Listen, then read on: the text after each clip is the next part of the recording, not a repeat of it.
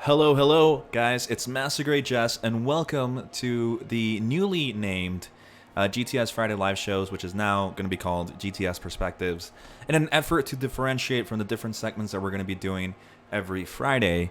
But like I said, welcome, guys. This is Master Grade Jess, and with me, I have a rising Gunpla star in the scene over on Instagram, and his name is Akio. How are you, Akio? I am good. How are you? I'm How doing you well. guys? I'm doing very well. Thank you so much for joining us today, man. I'm very Yeah, excited. no worries. Yeah, We're gonna have a lot of happy fun me too. Mm-hmm. talking about Go. Gunpla, talking about Yeah, yeah, you. Um, yeah. I'm so happy that this is happening because I've been wanting to talk to you for I think ever since. If the rest of the guys were here, they'd probably say, and I'm pretty sure Derek knows that I've been wanting to get you on the show Mm-hmm. since I think December or Oh, November. really? Yeah, yeah, yeah, Oh, yeah. It's been a yeah. while now. No. Yeah, it's been a while now. Yeah, it's been Half a a year while. now. But Yeah. anyway, guys, I hope that you guys are doing well, and I hope that you guys enjoy the show that we have on for you guys. Honestly, real quick, I just want to give out some quick announcements. So, for one, tomorrow we have a very special show of No Rated Sessions, which is going to be Derek, Sean, well, basically the crew. And we're actually going to be doing the whole makeup thing. So if you guys want to see us with makeup on tomorrow, celebrating the fact that we reached the $150 donation point, I think a month ago, we're finally going to do it. Finally, we're able to get everything together. And then I also wanted to mention that we also have another donation mark going for $200 down there, which is in turn, after reaching the $200, I will be eating the 2 times spicy noodles in front of you guys on camera. So hopefully, like I said, the money goes back into the stream to make it look better. I hope that you guys do enjoy the new layout. But with that said, let's move on to Akio. Because like I said, I'm very excited, man. And can I just say how much I love your demeanor? You're just very calm and quiet. Yeah. Yeah, you're Uh, just I don't know. I don't know how to say first time here. no, it's okay. It's okay. But anyway, guys, let's start off with everything. As much as I want to talk here about notifications and all that stuff, we're gonna go on to the next thing that we're gonna be talking about, which is his early work. We're gonna be talking about early work because everybody starts off from somewhere.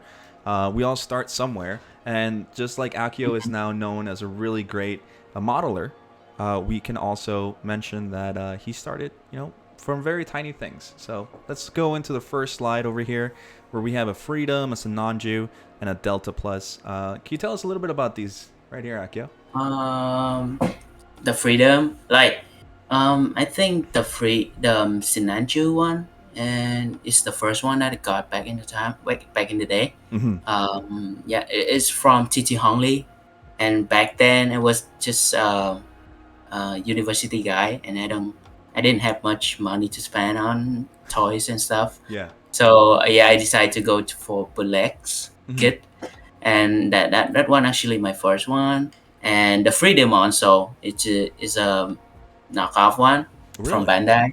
Yeah, and I don't have much like experience with Bandai when I first started doing Gunpla back in the day. Yeah. And yeah, those are really great experience because the materials and the quality of knockout prints back in the days like not so good. Mm-hmm. So that's why.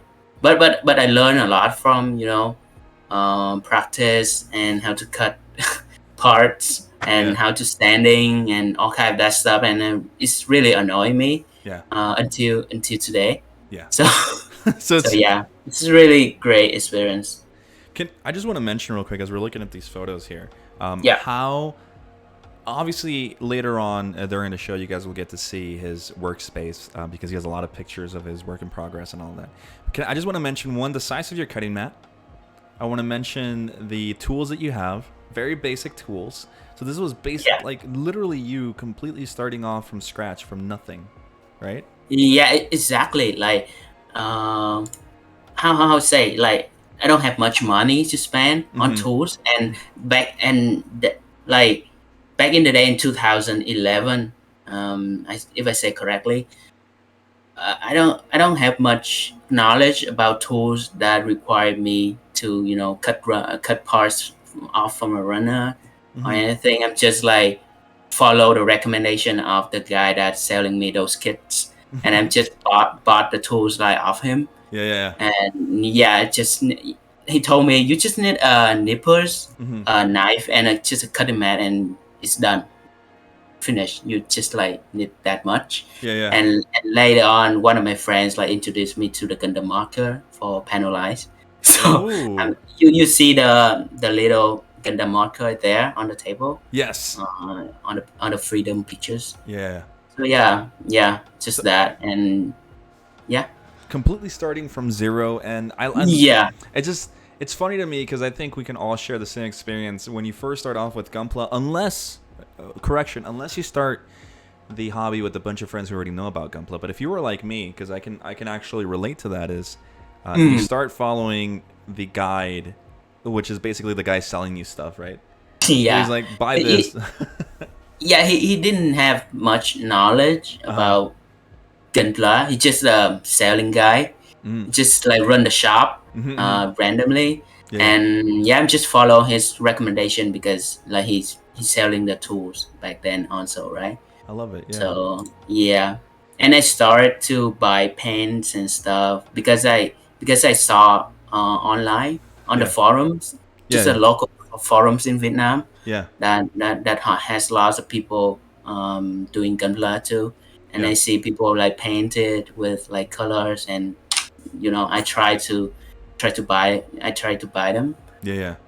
but it's really hard back then because now it's a lot of place that's selling this. Yeah. Yeah. It's hard to get. I, Even you see the thinner here, the cement here, it's yes. really hard and it's really expensive back Really? then to get. Yeah, and when I bought it, I just bought from recommendation, and I just have no use of it. It's just there. I have never used of it until I got into the scene like 1 or 2 years later. Yeah. I, It's I funny. again, I think that's hilarious because I think we've all in some way done that where we bought tools when we were beginners. For when we buy the cheap tools, I think we all did that. We bought the cheap tools because Yeah, I remember my first nippers are terrible.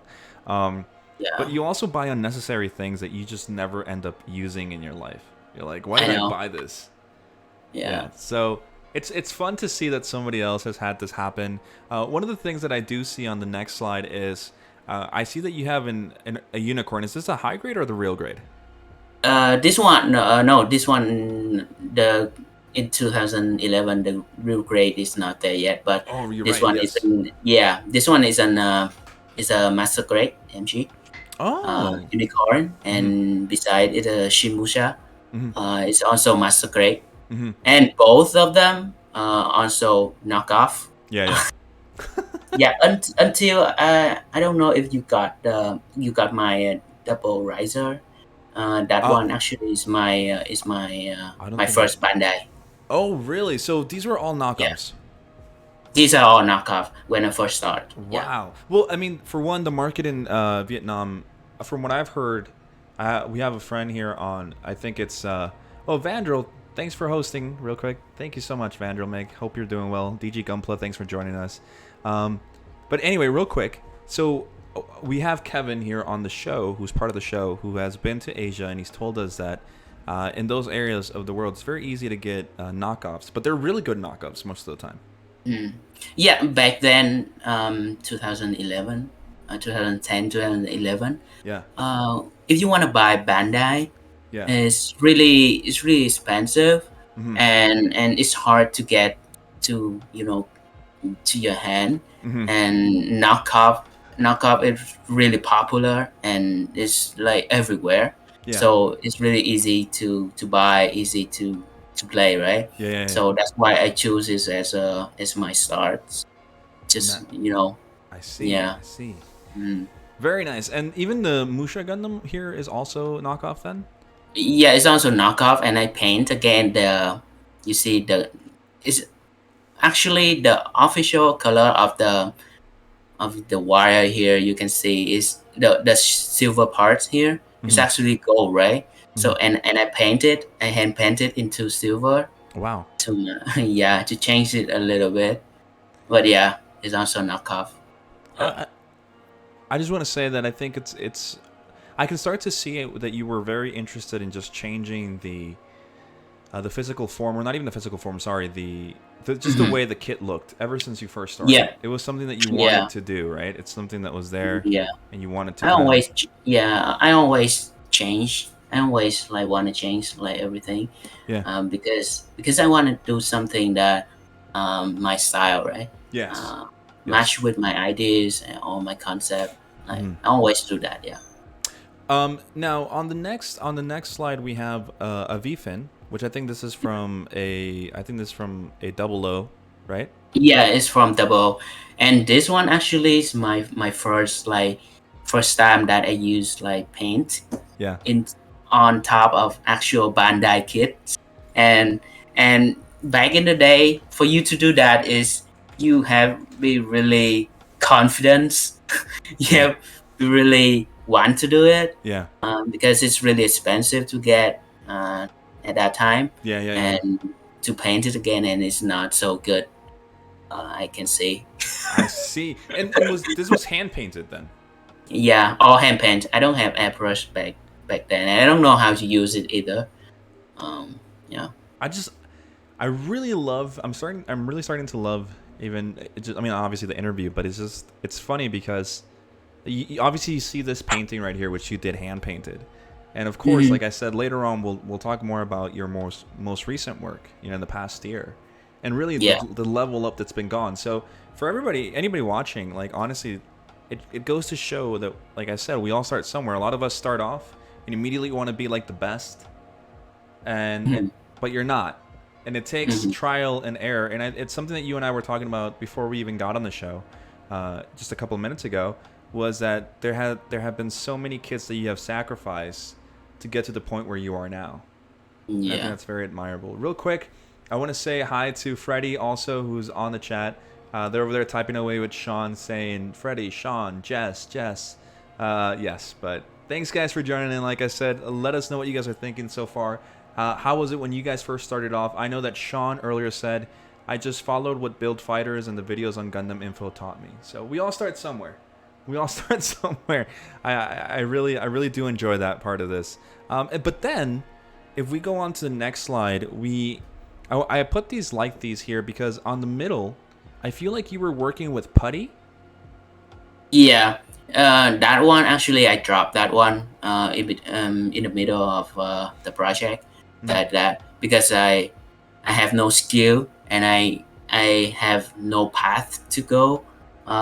Back then, I'm just like wanna play with putty, wanna play with plates and different stuff, Yeah. and at the end it's too much stuff for me to handle, Yeah. and I realized to myself that I don't have enough skill to finish it, so I decide to put it beside and move on to the Hmm. delta plus here, you can see on the left side, Yeah. and I just decide, and this is a Bandai kit.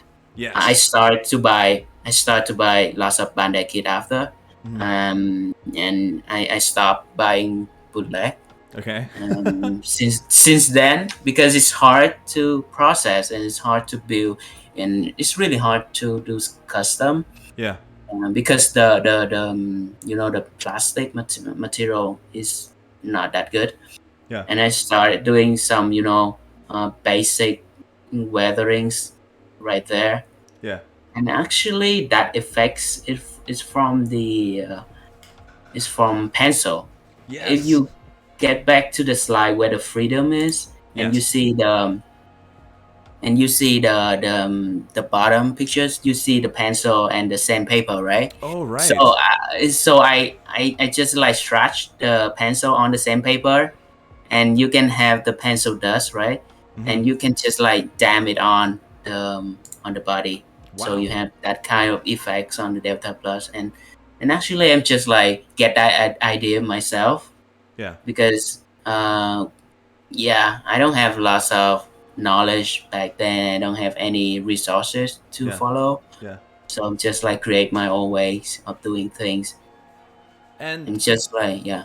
I think that's very honorable because you accept, right? It's I think it takes a lot to accept Yeah. that you aren't good enough to finish something yet, right? But in the back of your mind, you accept that, and it's not that you're giving up. It's just that you're accepting that there are certain things that you need to learn before you can actually do what you want to do. Mm-hmm. And it's something that really speaks to me because again, like we were talking about earlier before the show started, before we went live, it's how I feel with my Jesta, which I was working on, and eventually I realized I'm not good enough yet to finish what I wanted to do.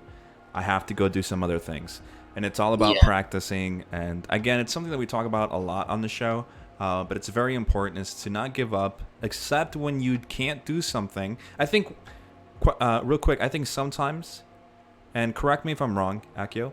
I want to know what you Yeah. think too. Yeah. Is Yeah. Yeah. we get told so many times that it's bad to give up. Mm-hmm. It's bad to give up, but I don't think it's like I said. I don't think it's giving up more than it is just accepting that you can't do it right now. I will do it Mm-hmm. Later later. on. Yeah. Yeah. Exactly. Like I totally understand your ideas behind. And yeah, that's what I also experienced before. Mm-hmm. When you feel you cannot do anything for that project, and you feel like you are useless Yeah. sometimes, Yeah. and how others people can do it but I Yeah. cannot. Yeah. And I look back and I see, oh, the reason is I don't have enough skill yet. It Yes. just need to be practiced. And I'm not gonna practice with my current build, but I'm gonna practice with another one. Maybe it can help me, Yeah. because sometimes when you stuck into one thing and you decide not to move on, it's Yeah. gonna be a big trouble, right? Yes. And you're gonna go round Yeah. round round in that circle, and Yes. you're not gonna step out that one, Yes. and it's not gonna work out anyway. So I decide to step out. I Mm-hmm. decide to go move on, Yeah. and yeah, later on you're not gonna regret that decision. Yeah. Yes, and I think you put it perfectly. I think even on the chat, real quick, we have Vandra who says, "Yeah, yes, Jess, preach," because I'm pretty sure she agrees with what we just said. And DG Gunpla says it's bad to give up, but good to take a step back. And I think I think you even put it in better words, Sean, as you always do, is taking a step back more than giving up. And I'm so glad that you did, Akio, because you took a Mm. step back, you learned all these things, and like I said, we're gonna get to your most modern and recent builds, and I know that you guys have seen them on Instagram because the guy, honestly, Akio, you're really good at what you do, man. And it's just Yeah. it's wonderful to see that happen. Real quick, I want to say Freddie was wrong. Says taking my talents to Team Kurosama again. Freddie, if you want to leave me, that's fine. You know, you've already broken my heart a couple times before, so it's okay. Gadex says, I had no idea my starting tools were scissors and nail clippers. Everybody starts somewhere, man. And no, Freddie, please don't leave. So very nice. So there's a poll that says, is it wrong to stop a project partway through? Yes or no? And I'm gonna vote on that and say it is not wrong. I don't think it's wrong to do that. I don't know. But anyway, yeah. So moving on. So with that in mind, so let's move on to the next part. And so I want you guys to keep in mind that this whole idea of not giving up but taking a Oh, step back. can I add one thing Oh real yeah, quick? yeah, sure, sure, Just sure. like pass my mind. So to add one thing about like don't giving up, but because right now, currently, at the moment, I see like we have lots of talented builders on Instagram, on the internet, on Twitter, on Facebook, everywhere. Like you guys like really talented because the timeline that you move from the just a newbie to the advanced modelers, it's just like really short, because I saw lots of talented builders that they evolve to another level in just like 2 3 months, or Mm-hmm. even in a month. They know how to stripe, they know how to paint, and look back at my day, like it took me almost like 2 years so I can first paint my first kit. Yeah. So compare back then until now, I Mm-hmm. see you guys are really good at what you do, Mm-hmm. and I believe like we're gonna have a really great community later on in 10 years Yeah. from now. Awesome. So Yeah. don't give up. When you start, you can plan in just a month, and you can do something. You cannot do something. Don't give up. Just do what you can do first. Learn from each other, and yeah, later on you're gonna have something back for sure. Yeah, I love that. Yes. Very. yeah, Yes. That's a good point, and I agree with you yeah. 100%. Do not give Mhm. up, guys. Everything will come at its time as long as you put the practice into it, which is what I feel you did, and that's why we named this segment over here, or not this segment, but this section of the show, evolving, because you guys are gonna see the change. So you guys saw these pictures before, and Akio agrees. And then we're going to see now what he does. So I'm going to go on to the next slide here after the evolving one. And this is, we're first meeted with this, right? And this is one of your first projects, your first Yeah. customs. My first project actually in slide 10, but I can talk about this one. Yeah. Yeah, yeah.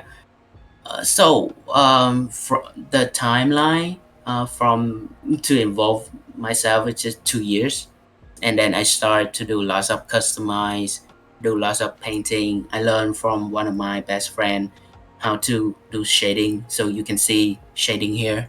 Mm-hmm. And on my first ever project that I did, Mm-hmm. and yeah, I don't have any concept, I don't have any style, I don't have anything. I just go with it, what I have in mind back then, and just like execute it my way. Mm-hmm. And you can see a little brown, a little on the waist. You can Yeah. see the little round thing, Mm-hmm. a circle thing, and a piston. So I learned a lot from looking at eBay Mm. eBay pictures, because at the time that I really released the my first ever customized build, that at that time he won the champion of Wow. GPWC. So that's why the Zeta one. Mm-hmm. If I'm not wrong. Mm-hmm. So I learned a lot from the pictures only, and because I didn't talk too much to people back then, I'm just playing myself a lot. So yeah, Well, you can lots of see. practice actually. Yeah, well, I mean, even on this one, so you said that slide number 10, let me, real quick, before we keep going there, slide number 10 is your first one, right? Which is this one, the Yeah, white one. yeah, the GLS. Yes. Is and I really love Age, Gundam Age Oh, back okay. in the day. Most of my builds play around Gundam Age and Yes. UC. Yeah. So yeah, and you can even see like this one is the first time that I use a striper to stripe thing on the surface, Mm-hmm. and you can see the lines is not perfectly aligned, and Yeah. it's not following any orders, Yeah. and I'm just like playing with it. And the one that I use is not a chisels, but it's a point tip Okay. Okay. Okay. Yeah. Like us. from from a compass. Mm-hmm. Yeah. So I use compass to just like stripe Yeah. randomly on the surface, and just like and honestly, I'm really happy with the result Mm-hmm. back in the day. Mm-hmm. But when I take a look back, I kind of learn a lot from what mistake that I did and And everything. again, going back to you accepting that you weren't good enough before, and even now, right now, the humble nature that you have by saying, hey, look at those scribes, they weren't good enough back in the day, I'm looking at them now, they're not straight, they're not perfect. But let me tell you Mhm. this, Akio, your photography game is on point. Like, Oh everything yeah, here changed. Like, you immediately were like, okay, time to okay, can we just chat real quick? Can we just go back real yeah, quick? Let's go back real quick to slide number, I think, 6. Can we look at the Musha picture that you took over here with the flash? You yeah. see it? Yeah, it's in 2011, Yeah. and I got for the 82 but double Yeah. bullets here. Yeah. I got my first photography booth, studio booth for in 2013, I Yeah. think. As I remember, 2 years later, Yeah. and I improved a lot because I don't know why, but to me, building a beautiful kit is not enough. The other important thing is how you how you make a presentation of it, right? Yes. How you want people to look at it, Yes. and you cannot build a really nice kit with, with just you want to show your audience, which is like use your phone and took it. Back in the day, the phone technology of the phone is not that good, and Yeah. lots of blurry, as you can see in the Musha pictures I took by phones. Yes. Oh, so this is by And phone, right? Okay. yeah, by phone. Okay. Yeah, for sure. Yeah. I just Yeah. I'm laughing not because I'm making fun of it. I'm laughing because I love seeing your progress. I mean, it's night and day Mhm. difference. I mean, you got a photo Mhm. booth, and your posing is even really nice here. Like your whole Mhm. Yeah. dynamic posing. Like, where did you look for Um, inspiration and dynamic posing? poses, I definitely go for Lightning Ace. Back in the Yes. day, Yes. it's just like legend. Yeah, he's a legend. He's Yes. legend. Yes, he's one of the guy that I can only think of when think of poses. Yeah. Yeah. I I like Yep.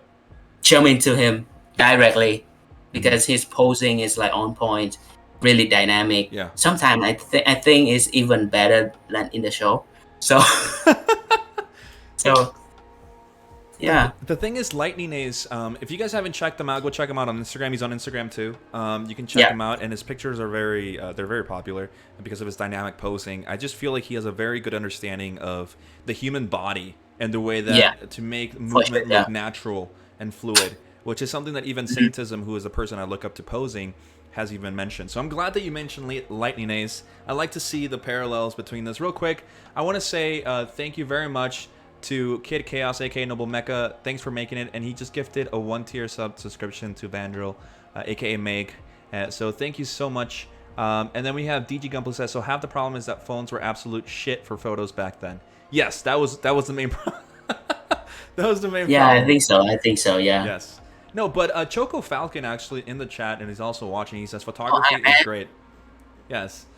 And I know that you and Choco talk. I've talked to Choco. The guy is amazing, and I'm glad that he's on here supporting. yeah. But going back to slide number 8, even here, what I really wanted to mention again was the posing. And I kid you not, all right? I'm not kidding. I was gonna tell you this reminds me of Lightning Ace level of posing.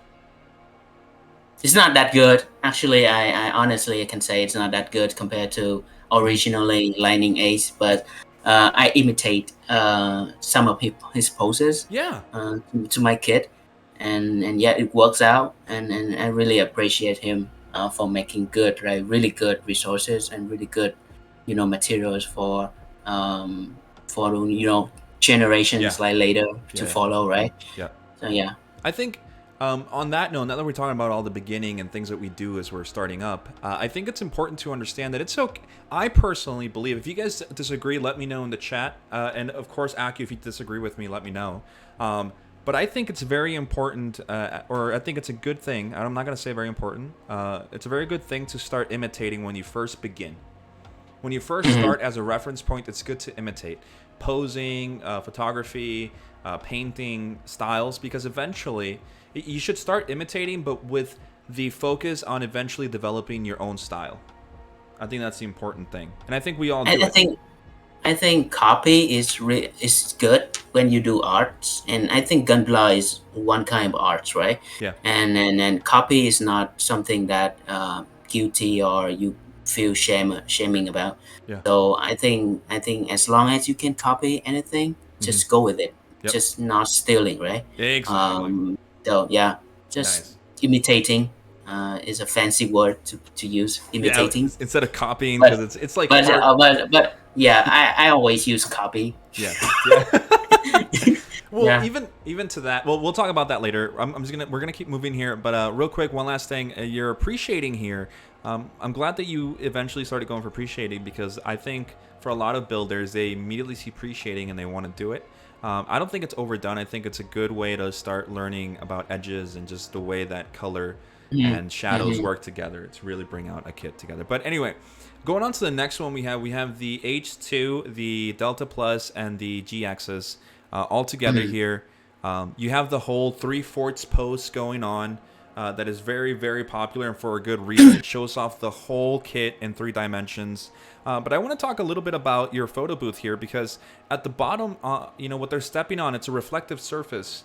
And I've seen a lot of Mhm. people do this. So tell us a little bit about the photography game here, what you were using. Um, I back then I'm just use a square like photo booth that and didn't have any surface like shining like that. So I decided to go to the art store Mm-hmm. near my house Mm-hmm. back then and just like bought the reflection paper. Mm-hmm. They have that kind of Yeah. paper, Yeah. and you can see the reflection. And I'm Yeah. just like put on a surface and put a kit on top, and then I look through the lens of my camera and see, oh wow, it's gonna be changed. Yeah. Anything, Yep. it's gonna be really nice. And yeah, I feel so bad. I didn't send you the pictures of. I used the class surface, Yes. Yes. Yes. and even back then, before even I bought the class to put on top of the photo booth, Yeah. Yeah. I used my laptop like screen. Really?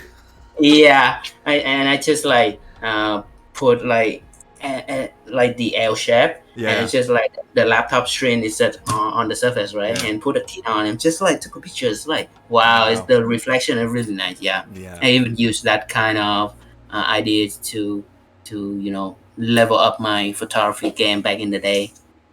I can definitely see it, and again with your posing and the fact that you had lightning ace to imitate, guys. If you guys ever, and one thing, sorry, actually, one thing that I want to mention that Akio mentioned earlier is the way that you do a presentation of your kit, and this is something that we've touched upon lots of times during the show, in its last year and a half that it's existed, is you can be the most amazing painter, but if your presentation is shit, it's not going to look good, right? You have to have good presentation, and you should definitely dedicate and invest some time into learning how to pose and photograph your kit if you want to be able to get people to actually go in there and like and see everything. Because again, this 3/4 pose, and correct me if I'm wrong, Akio, works because you can see the inner thigh, the inner leg, you can see the side of the chest, you can see in front of the chest, you can see, it's just, you can see 3 dimensions as opposed to a flat image, which I think really works well. Really, I, really I well. think I think poses is important, but sometimes is not really needed Mm-hmm. when you want to present when you want to have a presentation to your audience, Yeah. because sometimes it's just a standing pose is enough. Yeah. And I saw lots of builders like use that way, Yeah. and it works really well, Yeah. Yeah. in my opinions. Yeah. So recently I'm not posing anymore. I'm just like standing pose, and that's Yes. it. Yes. Well, I mean, Yeah. going back to that, when I mean posing, I mean I consider this a pose. I consider it, we call it the S shape, or we call it the Superman pose. And this is Mhm. if I know it's very, some people will say everybody does it, it gets boring, but that's the reason why everybody does it. One thing that Brian, our editor, who's the one who edits our videos and stuff when they look all super pretty, he said something to me that really resonates, which is trends are trends for a reason, and there's a reason they're popular. So it's not bad, Mhm. Mhm. there's not bad to do what everybody else is doing sometimes, honestly, because it works. It works, and Mhm. I definitely do agree with you on that. But on that, let's move forward, and we're going to talk a little bit about Transformers, because you have some Transformers going on here, and I know that some people in the chat really do like Transformers, but these are more the Michael Bay era of Transformers, right? Yeah, Michael Bay stuff. And I want to take a break from Gunpla for a while and experiment new stuff. So I choose Transformer, Mm-hmm. because it's similar kind of ways to doing things Yeah, yeah, and enjoying things. So yeah, I choose Transformer, and I really enjoyed the show back then from Michael Bay. yeah, So yeah. that's why I choose it. Yeah. Nice. And again, your photography is on point. I think one of the main selling points, and I think I even told our crew this, because I do know that Brian, I think everybody except me likes Transformers, but I do enjoy the the Transformers from Michael Bay, Hmm. mainly because of the very mechanical design that they have. Yeah.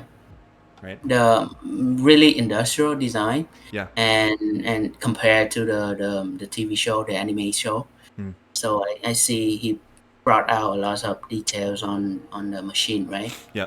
And I love that. I'm in love with details, especially Mm. on robot and mechanical, on mecha and everything else that Yeah. has like hard surface, Yeah. yeah, engines. Yeah. Really love with that. And Yeah. like I said, I'm glad that you say that, because Like I said, guys, and we're gonna move on to his most recent builds later on. But the whole detail side of things is actually why I also like Gunpla. So actually, speaking to Akio yesterday, I was like, "There's a lot of things that you and I have in common when it comes to what we look for in a kit and the little details." So I'm really glad that you even have these out here, because you definitely like them for the same reason that I do. But there's one on the next slide. There's one kit here that is not a transformer. In fact, it's one of the most popular kits, if not the most popular kit ever, which is the Master Grade Verka Sasabi. This one actually, I got this one from a friend. He asked me to do a commission work from the Sasabi, and he bought this Sasabi when it released back in the day in 2013. 2000. I don't remember the year. I think it's 2013 this one came out. Yeah, yeah, 13 or 14. I did a commission of the Sasabi, Wow. and it's like blow up my mind of how I how I can handle this kind of big kits Yeah, back in yeah. the day. And this is one of my first ever, one of the biggest kit that I ever built back in the day. Yeah. I think I built this one in 2015. And then that's when he brought this one to me. Yeah. Yeah, and What he do want to do the kind of white scheme color palette. Yeah, yeah. Yeah. What is your opinion on the Master Grade Sasabi back then? Back then, not today, because I know it's different. But back then, when you Back first, yeah, then, what did back you then, feel? wow. When I first assembled this, I say, fuck, like how is this possible for a vodka? Yeah. And even the Sazabi is huge Yeah. compared to other master grade, right? Uh-huh. And I blow my mind when I snuff at it, and Yeah. even when I paint it, I swear a lot um, because I don't know if I didn't know if I can finish it for him. Yeah. And what if I fail, and what happened later? But at that time, just like say to myself that I need to try, I need to experiment, I need to do my best, Hmm. and luckily it came out really great. Yeah. Yeah. The gray, white, and then the different. Because over here I'm looking at white. I'm looking at a dark gray, a light gray, a white with some silver, with some gold. So you have a lot of tones going on here, along with some very dark Mm-hmm, gray. Because mm-hmm. that's not black. Yeah, That's yeah. dark gray, right? That's dark gray actually. Yeah, Yeah. Yeah. So I think it's phantom gray back in the oh, day. okay. So now we're Yeah. starting to see a little bit of your color theory, which we'll get into later on. But I Mm-hmm. definitely can see the inner workings of your details and everything that you do, even with what's it called, with decals and everything. But real quick, the chat's talking about Transformers, and DG Gunpla says, admittedly, ILM did a great job designing them initially, but they became unrecognizable from each other as the movies went on. The designs in Bumblebee were a great balance of the cartoon and real world, though. Mm-hmm. I Like, cannot. I don't know.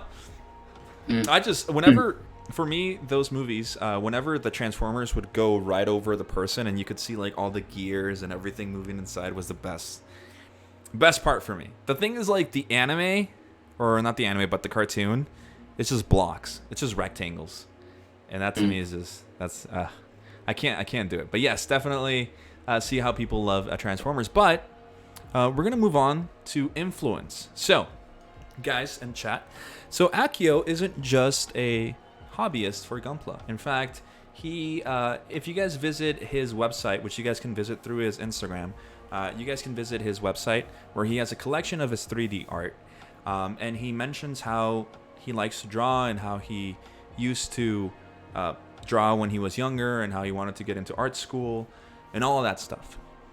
And one of the things that I immediately figured out, or not, I don't want to say figured out, but I kind of assumed, was that because of his art background is the reason why we have now the Akio that we have. And so with the 3D art, I think we can look deeper into who you are as a person, Akio, and why it is that you design things the way that you do now with your Gunpla. So we're going to start off with your 3D art. Can you tell us a little bit about how you got into this? Why is it that you like it? Tell us a little bit about the 3D art form on you. Yeah, several years ago, like 4 or 5 years ago, I started to think that 3D is gonna be game changing in the future, and lots of people is gonna jump into 3D industry.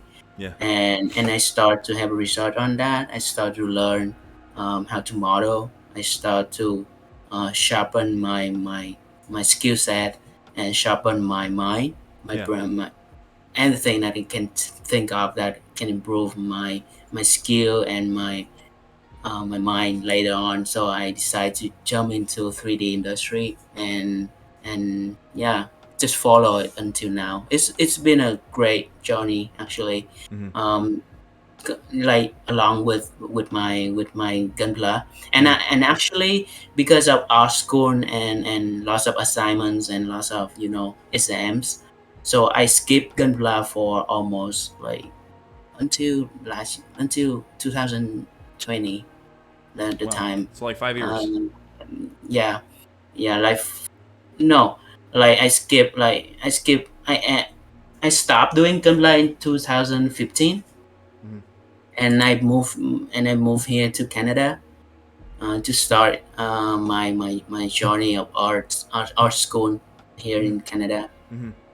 And I stopped Gunpla at that time, and I'm Okay. just like focused on sharpen my skill set.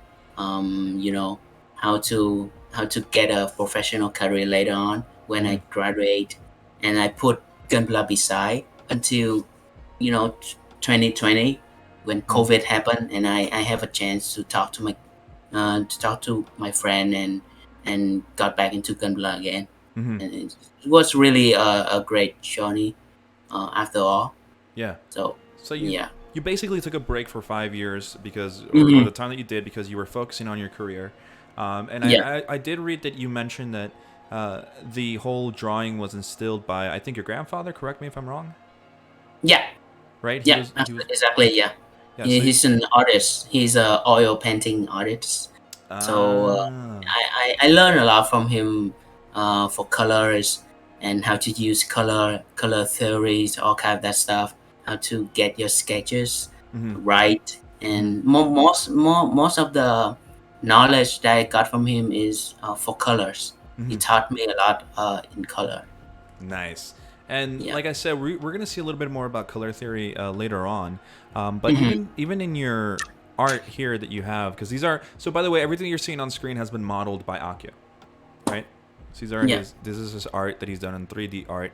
And it's Yeah. very, the thing is, it's very simple, but very detailed on the surfaces, on very jagged edges. I like how I set that, and we have like a big donut here, but like very jagged edges. I'm gonna play, like, for example, this clip right here where we have a head that's exploding into a bunch of pieces up above. What exactly is it about this style that you enjoy? I enjoy like something that's surreal, Mm-hmm. and something is anything that chaotic that happen in my mind, and Mm-hmm. I express it through art Mm-hmm. and through my creative mind at that time, at that moment. And yeah, I did everything that I can think of to express myself, Mm-hmm. to use it as a stress release. Mm-hmm. And I think art is one kind of things that can help you go through stress, like Yes. really useful. Mm-hmm. And I use it a lot to go through most of my hard time or challenges that happen in my life. Mm-hmm. And I just like, yeah, I I really love it. Yeah.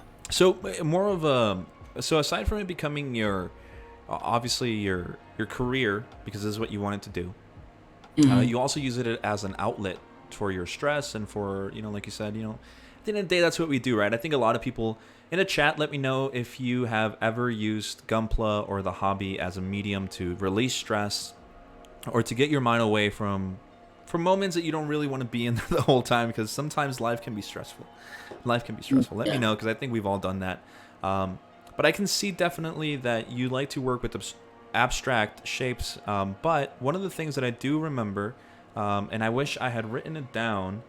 So I'm gonna do something real quick. I'm gonna open up your page here because I do Yeah, remember. yeah. I think at akiocreative.com, you can go straight to my pages and we can show a little bit more of my renders. And oh yeah, David mentioned, like Choco Falcon mentioned, here's my latest Lego model. Yeah. that I modeled in Maya Oh, right. recently. Yes, yes. Yeah, yeah. You can saw it on my Facebook too, right? Yeah, yeah. There's on. Yeah, because I do have you on Facebook. Hmm. Yeah, yeah. Choco Falcon. Yeah, I've seen that one. It's really cool. What I wanted to mention though is one of the things that you said on here. Here it is. It says creating beautiful 3D arts and silky smooth animation are my big goals in this creative journey. And then you also said that you like very clean and smooth animation. And Exactly. I yeah. so it's something that kind of translates over to your work nowadays, which again we'll get into. But even like in your 3D art, you mentioned it's smooth, it's clean, there's a lot of colors. Um, Hmm. do you feel that this has in some way, like again, if we go back to the original title of this section is influence. We're talking about how the 3D art influenced your work. Would you say that's a correct analysis of who you are? Yeah, like I took a break from Gunpla for 5 years, right? And I sharpened my skill set as a 3D artist. And my latest work is the Zazabi, uh, honestly. Mm. And how can I improve it? In like how can I use my 3D assets and my my skill set to improve my concept in Gunpla is when you look at others people and for one thing, when I took a break in Gunpla for 5 years, I still follow people that doing Gunpla, and I'm still keep track of everything. Mm. And and back then when 2015, like my one of my inspiration is David here, Choco Falcon. He's Yeah. always been my number one go to in E-Day. It's two of my favorite builders back in the day, Yeah. and I always follow him. I always follow others, talented builders, and keep track on what are they doing. And I promise myself that when I finish my career, when I sharpen my skills, and then when I have my own career, professional career, I promise I will be back to Gunpla and do whatever I can do with it, with my current skill set that I Yeah. have collect Wow. throughout the years, right? Yeah. And it's when you feel like you need to stop Gunpla, it's not that you gonna stop it forever, Yeah. because you have to do something else. Yeah. Think a little bit positive. Like after you done this one, you're gonna have another skill set that gonna substitute to your Gunpla. Yeah. So I choose to think that way, and I'm not give up. I'm keep moving on. Keep moving. Yeah. Keep moving on with my career. Do what I do best. And when I finish it, have a really good job, really stable job, really stable income. I Yeah. will get back into doing Gunpla because I'm gonna have more freedom. I'm Yeah. gonna have more freedom in both, uh, you know, in both like money and your time. In time. Yeah. Yeah. So yeah, so that's why.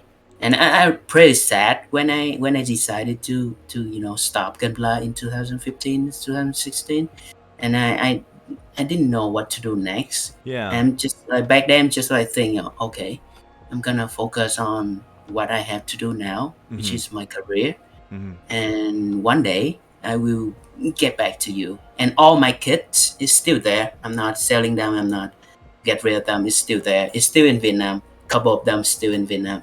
And yeah, I love that. Love that. yeah, It's just sure. that mindset we keep seeing from the very beginning of honing your skills and being able to stop That's right. so you can get to where you want to. And I think you've done. Sharpen your skill. Yeah. Yes, you've done such a good job of that. And real quick, guys, we have a poll right now going on that says, do you build models as a de-stress? So go over and vote if you can so we can get kind of a consensus on that and understand a little bit more of you guys and you guys can interact with us. And Choco Falcon says, striking a balance. Good thing you focus on your career, bro. You made the right choice. Yeah, definitely. Yeah. Yeah, Yeah, because but yeah, I want to say thanks to David because me and David are kind of the same in this 3D industry. He's a teacher, and I did in a studio here in Canada, and we kind of chatting about career stuff and yeah, just focus because depends on what you do. Just focus on your career if you wanna pursue your career later on, right? Yeah. And but I'm not talking about people that wanna make Gunpla as their own career. It's another story. It's gonna be another topic. But I'm talking about people that gonna have another career and they choose Gunpla as a hobby. So just go with career first Yeah. because that's gonna be your number one things that you can do to maintain your hobby. Yeah. Honestly, yeah, Yeah. because I think compared to people that make Gunpla as a career, Yeah. like other people, the other talented builder out there. I'm not talking about them. I'm talking about people that have like two separate things happen Yeah. together, like career and hobby. What we have to choose, like always choose your career first, and then maybe hobby is later. You're not gonna give it up, Yeah. but you think about it later. Yeah. I think it's my choice. Whenever I have time machine, I get back in the day, I'm still choosing my career. I love that. Honestly, yeah, That's very good advice, and it's true. I think not all of us have the we don't all have the ability to have Gunpla as our main career. I mean, I would love to make money out of Gunpla. It'd be freaking awesome. But yeah, I do enjoy the fact that you can censor yourself and give the advice that, hey, it's important to focus on the responsible real life day to day, which is your career. Because at the end of the day, your career is the one funding your hobby, right? yeah, yeah, So exactly, yeah, it's very important. And of course, all the praise to Choco Falcon. I know that Choco Falcon is one of those other guys who's very humble, and every time that either Ryan Lau's here or whoever's here and we talk about him, he always mentions, "Oh, talk about the guest, don't talk about me." But Choco Falcon, I think it's safe to say that you are an inspiration to a lot of people. So, yeah, I can definitely see definitely, that and yeah, appreciate that. yeah, Um, but always. yes, and real quick, we do have the poll ended. It says that do you build models as a de-stress? And yes, 83% of you said yes. You guys use it to de-stress. Gaddick says, "Lol, wish sadly wouldn't be a hobby anymore." Yes, it wouldn't be a hobby if you did it as a job. I would love to, but I don't have the time and high enough skill yet to do that. I think Noble Mecha mentions the fact that making this a career, your work to feed your hobby. Now I used to work to feed myself. Now yeah, he says he used to work. That's DJ Gunpla. Very nice. So yeah. Anyway, guys, that's him, right? So Akio is a 3D artist, and this is why I wanted to include this, as I told him, because like I told you guys many times before, a day before we do the interview live, I like to meet up with the guest, and I told him I wanted to do the 3D art to show the parallel towards and moving towards to your hobby, but I also wanted to do this because at the end of the day, what I want to do with GTS and the way that we're now going to be working GTS Perspectives is to focus on the person and the person behind the Gunpla, not just the Gunpla. You guys get to see the Gunpla on Instagram all the time, but you don't get to hear about the person every single time. And I do think that's something that we're trying to strive for here over on the show. And with that, we're going to move on to the next one, which is reflection. Reflection, because I feel that the next two kits we're going to talk about, as I told Akio, are his personality and his style reflected onto plastic models. And we're going to start off with one of my favorites of yours, if not, honestly, my favorite, which is the Sniper 2. Let's talk a little bit about this guy. Let's talk about your process. Tell us everything. Yeah, after a long break, like I start to sharpen my career and my skill set, and I finally decide to look back to Gunpla and see, hey Gunpla, how you doing? So I try to get a kit from local shop here, which is a GM Sniper, and yeah, one of my friend over Vietnam, he want to do a build off with me on a specific kit, which is the Sniper here, Mm-hmm. and I start to get the kit, and he start to get his own kit, and we gonna work on the same project, kinda, Mm-hmm. and I start to collect everything that I missed during the break, Mm-hmm. and I did lots of researches. I did lots of things that relate to the current trends and everything that relate to Gunpla in 2020. Mm-hmm. And yeah, I started to jump right into it. I collect everything that I can in my mind and execute it.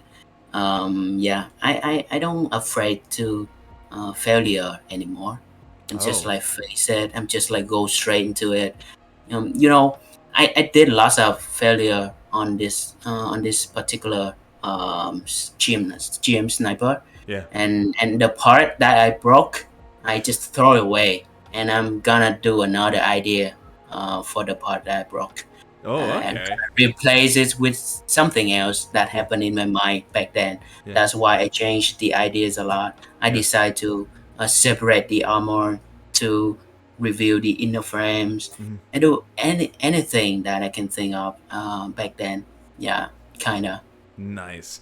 And I Yeah. believe we can see this right here. I know that unfortunately, and I don't blame you. I think I was gonna say I wish we would have gotten more pictures of way before this level. Hmm. Um, but I'm guessing that you were really into it and you just forgot to take pictures, which I think is something that we all do. Sometimes you just get into the zone and you Yeah. forget to do everything. But I just want to say how beautiful it is to see somebody else really appreciate the inner frame of the Sniper 2, which I think is something that is mentioned a lot, but you don't get to see to this level of Mm, opening up exactly.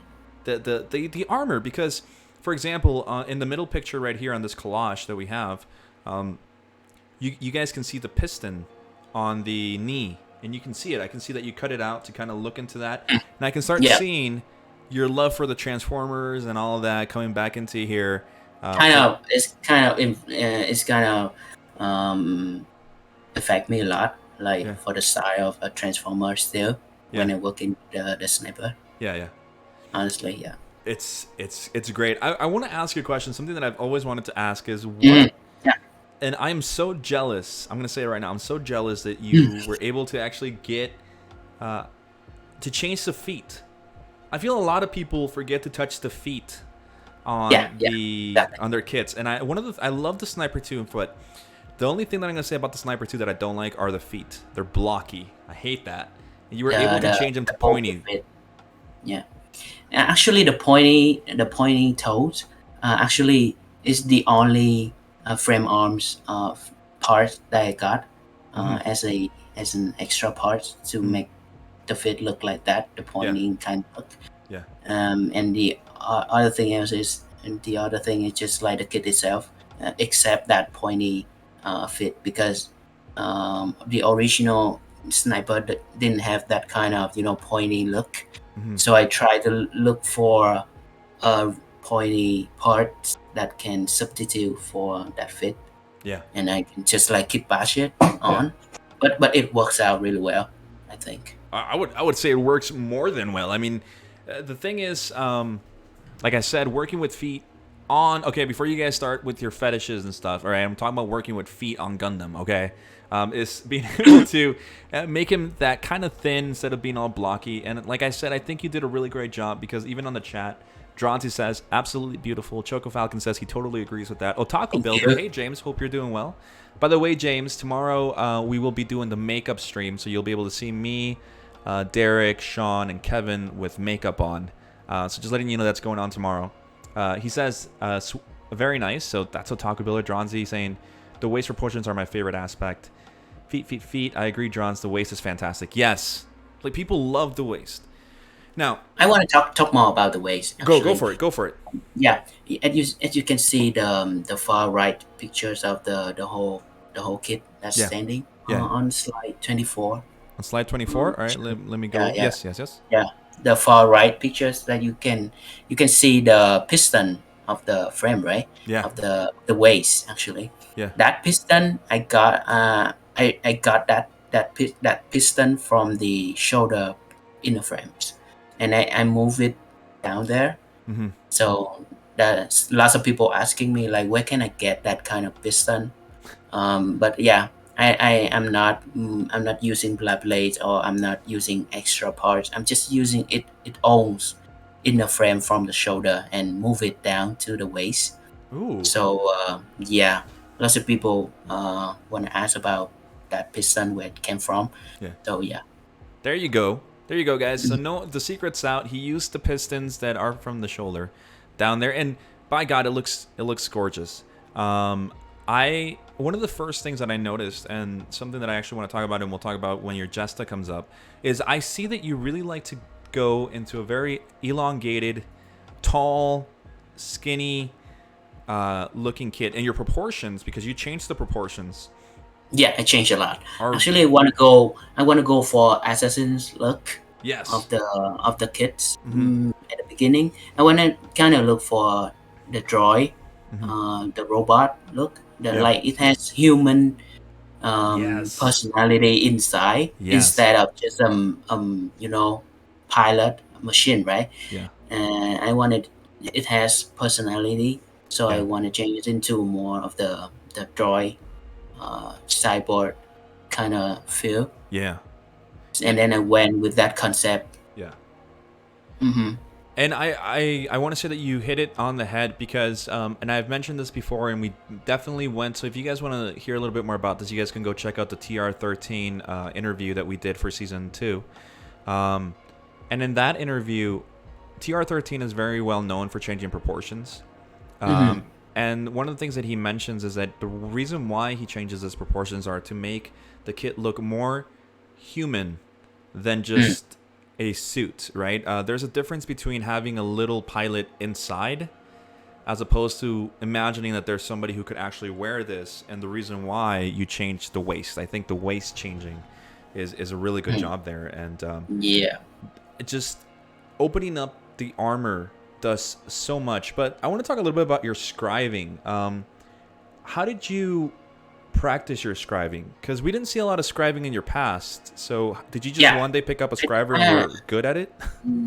I didn't have much knowledge about striping.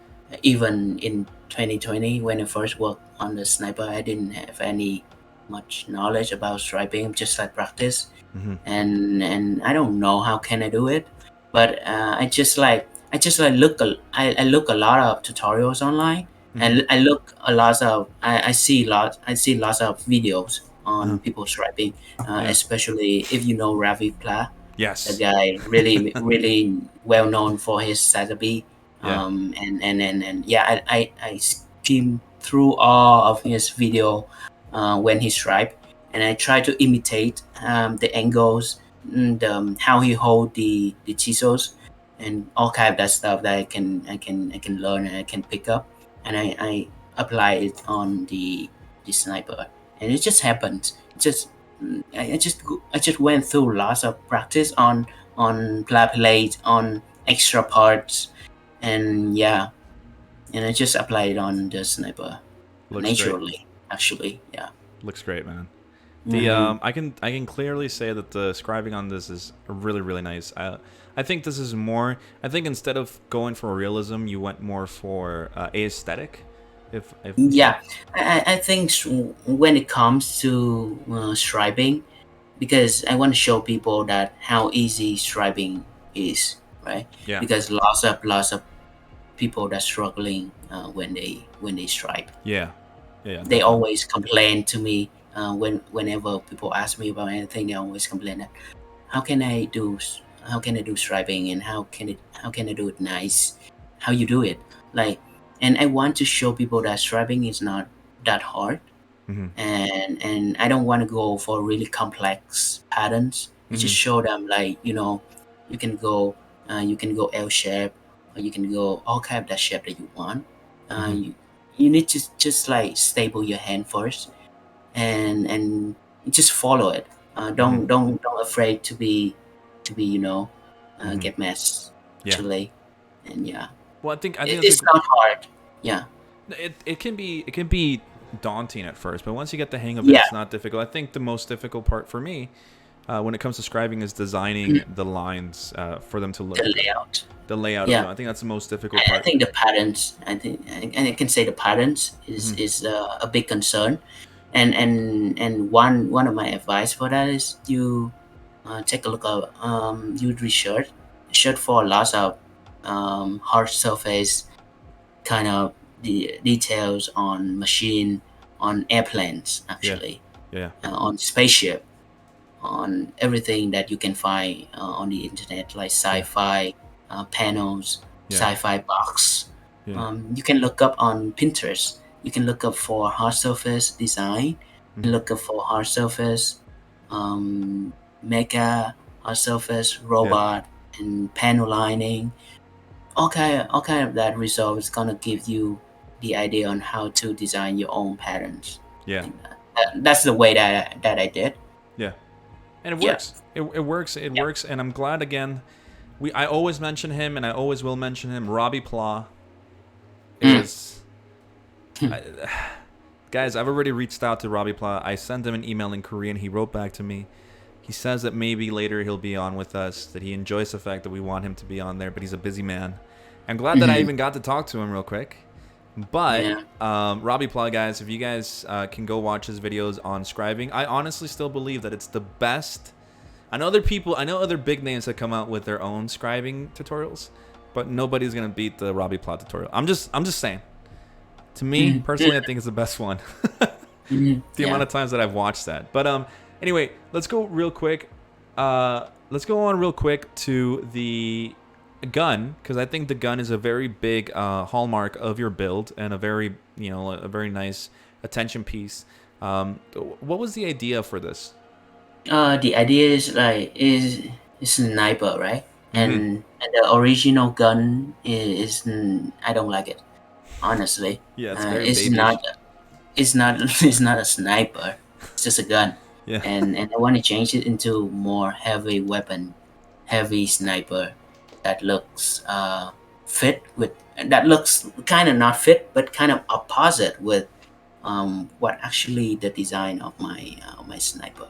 So when you think of the design that I did for the sniper, you're gonna think, oh, he's gonna use a dagger, he's gonna use a knife, and maybe he's gonna use a small rifle, right? Yeah. But I want to do like a really contrast weapon to him, and somehow I think it's gonna make people. It's gonna have a wow effects. Yeah. Sometimes when you did something not when you did something opposite to each other, it's gonna make a wow effect to people because they're not expecting that. Yeah. That is one of my ideas when it comes to doing Gunpla or even my arts. Yeah.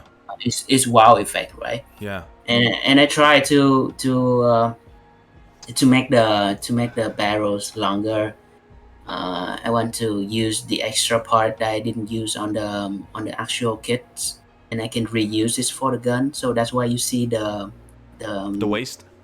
The waist flap you see here for the gun. Yeah. So yeah, I just like going around and just like experiment, keep bashing. I love for it, man. ideas. Yeah. I love it. Yeah, and it came out. I think it's fine. I don't know. I'm gonna be honest with you. All right, I'm not kidding, guys. I've literally, ever since I had the pictures that he sent over, I've had them open, like just sitting here on my screen looking at them because it's lovely. There's nothing more beautiful than seeing somebody's work in progress because it feels like you're walking with them, and being able to see obviously this doesn't show the woes because I'm sure it wasn't as easy as just gluing something on there, right? It's there's always some thought going into it, but I just love how resourceful you are with using the extra parts like the waist flaps. Yeah, I think that's something. Yeah, my sorry to no, interrupt you. Go ahead. Yeah. Because one of my ideas when it comes to Gunpla all the time is try. I don't know how people work, how because people work differently, right? I don't know how others work, but when it comes to concept, when it comes to sharpen your style, I think the important thing is my way is trying to reuse the part that the kid has and try to limit it in that amount of parts and see what you can get from that that limited parts that you get from the kits. Because I saw lots of people use another kits to put on the current kits that they have. When they work on something, they try to buy lots of kits and they try to combine together everything, and they mix and match. They keep bash, and it works. Sometimes it works to me, and sometimes I think it's gonna be exhausted later because your brain gonna process a lot. for ideas, and you're not coming up with just one idea. You're gonna come up with like hundreds of ideas. Yeah. So one of my way to get my unique kits, I just say my way. I don't say that people need to follow my way, but Yeah. Yeah. one of my recommendation is just like limit your parts Yeah. and try to reuse the extra part that you currently have, Yeah. and you will find it benefit later, because sometimes you don't have enough money to buy, More three or kits. four kits for one project. Yeah. Yeah. Yeah. Yeah. That's true, and that's happened to me before. And yeah, honestly, try to maintain your project in just one kit. I like that. That's very good advice, guys. Very different. Well, I don't think it's different. I think it's just a different In the understanding. way, Yeah. yeah, Yeah. Different it's understanding. different in the way that Yeah. people work on their project, right? Yeah. Yeah. And I love Yeah. that. I love that. That works really well, guys. I also love your work in progress pictures. But real quick, let me just mention what people have said real quick. It says, Choco Falcon says, I would love to watch that episode. I think he means the Robbie Pla episode. I really did talk to him. I'm not kidding, guys. I should show you guys the email.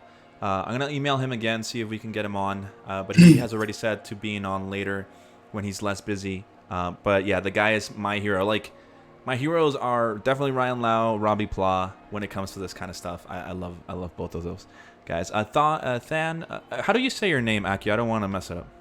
Tan, Tan. THANH. Yeah, Tan and Choco Falcon always talk about research. One of the best lessons I picked up from them.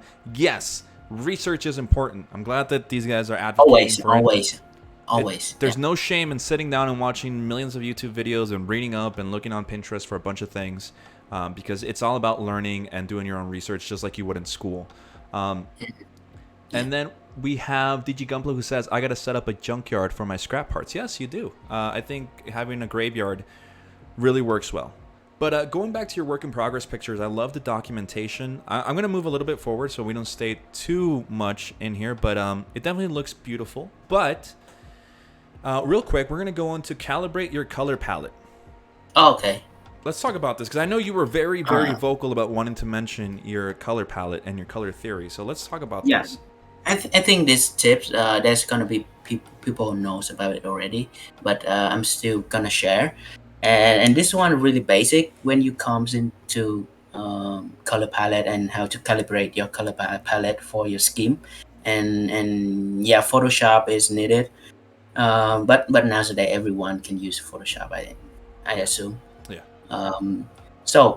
For example, if you have your color palette is blue, red, and yellow is a Gundam scheme, right? Yeah. It's the RX scheme, and you want to calibrate it, how to use it color correctly without any mistake. So you translate, you gonna change it, convert it into grayscale, and you can see the value of each color in the palette is like really separate from each other. You can see different gray, right? Mm-hmm. They really have a contrast between each other.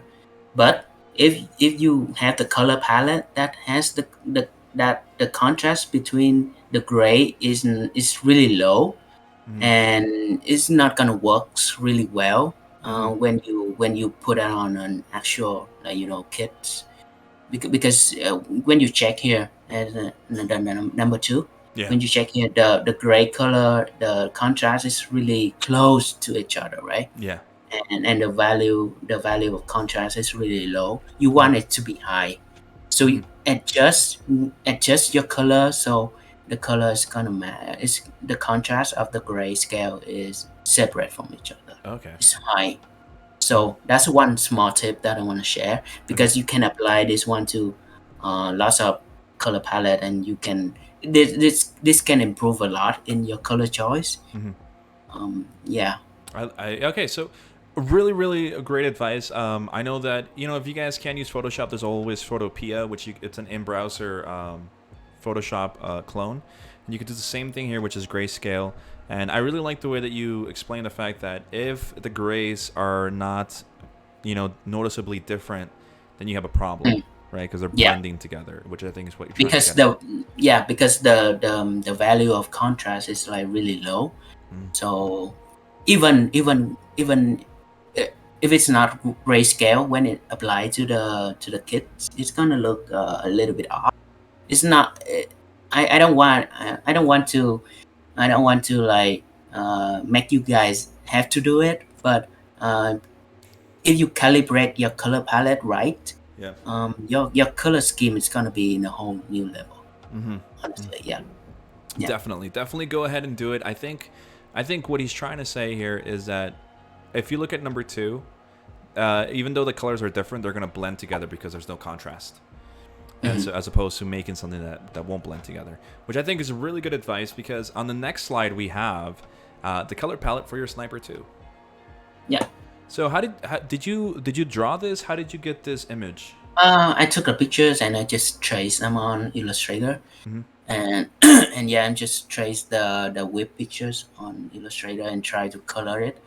And at first, I want to do it like dark gray and normal gray color scheme with white and orange. Mm-hmm. But during the process, I found something new for the color palette, and I try to mix another color, so you can notice we see the color palette of the final product is not kind of similar to the scheme here that I sketched out. Oh, okay.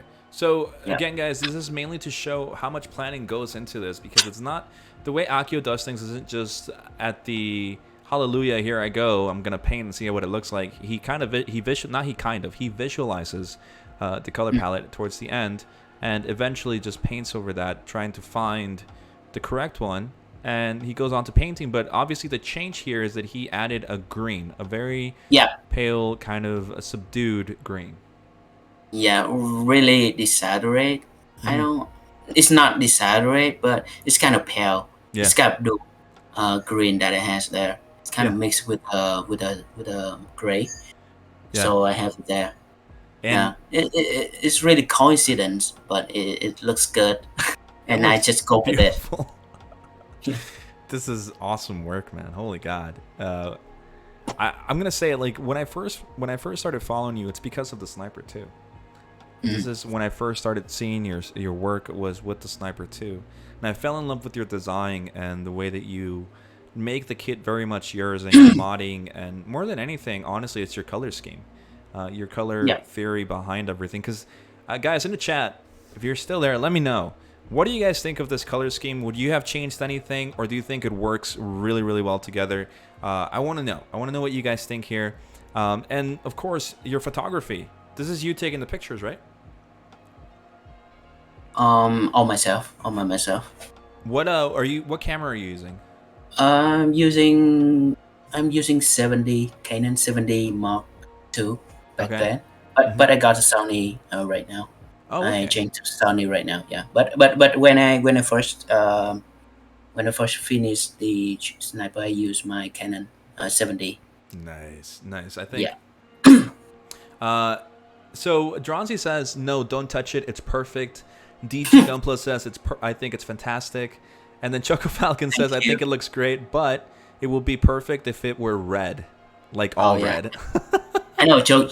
Like David, favorite color is red. I know. You can see it. From his builds, yeah, Yeah, I can yeah, see it. Yeah, yeah. No, yeah. The guy loves red. You can see it. yeah. I love it. It's very militaristic, but it also has a sense of assassin that you kind of want. I really do like And the. the shoe, like Drancy, it mentioned about the shoe. Yes. Thank you so much. Like I like the shoe ideas like happen like is I'm not doing lots of research about the shoe, what I'm gonna do with the shoe. It just happened in my mind like randomly. I'm just like, what if I slide the shoe into two parts and make it melee, and like it happens like that. You Yeah. don't have to do lots of research. Sometimes I feel confused to myself that, oh, you need to do lots of research to make a good concept. But Yeah. Yeah. sometimes Yeah. sometimes like naturally like confuse me, like ideas just like flows in you. Yeah. randomly. Yeah. And it happens. And I think that's something else that we spoke about yesterday, was that sometimes you come into a project and the project just changes as it goes, Mm, mm, right? Which is something that you mentioned yesterday. But yeah, exactly. guys, real quick, there is a poll going on here that says, would you change the Sniper 2 color scheme? Please vote. Let us know if you guys would change this, if you guys had the choice. But we already know what Dronzy said. He said no, it's perfect. But yeah, no, wonderful. Really, this is you. Going back to the, again, name of the section of the slides, this is who you are. And I think when I think of your style and I think of Akio, I think of this. Yeah. And we're going to see that a little bit more later on. But for the meantime, we're going to go on a quick commercial break. So, Derek, if you're watching, we're going to go. Don't press it yet. Give me a second. We're going to a quick commercial break, just like a 1-minute thing. We'll be right back to keep talking a little bit more about Akio. So take it away, Derek. Thank you very much.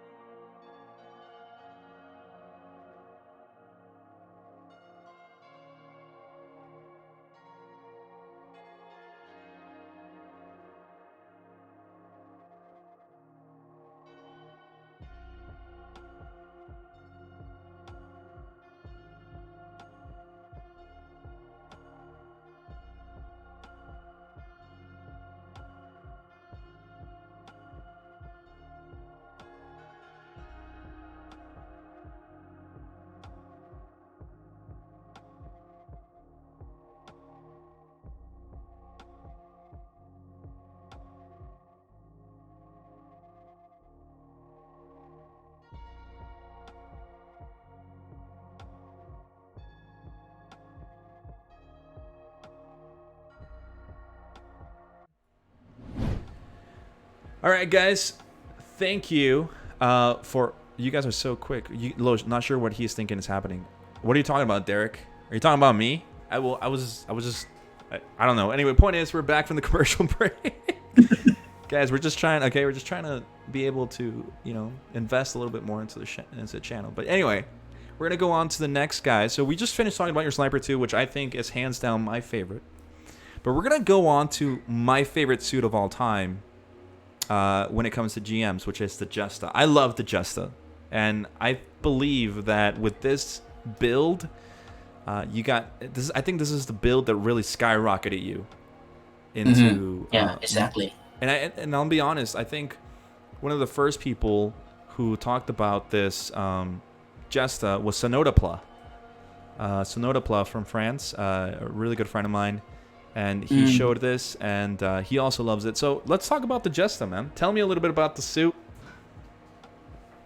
Yeah, like sharpening your style is hard, and I don't know how I can do that with a really long break, like 5 years, 6 years. And I have when I did the sniper, and I kind of involved in my mind that I want to create my own style of doing things in Gunpla, and I try to make it happen in the Chester. Yeah. Like everything that I learned, every failures that I learned from the sniper, I apply to the Chester again.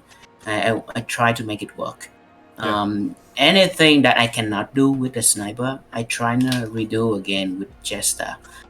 That's why I think I want to say to you guys that again, never give up, and trying to repeat and do anything that you guys cannot do in the past. Apply it to the present, and it's you guys can see the result. It's different, totally different from the past.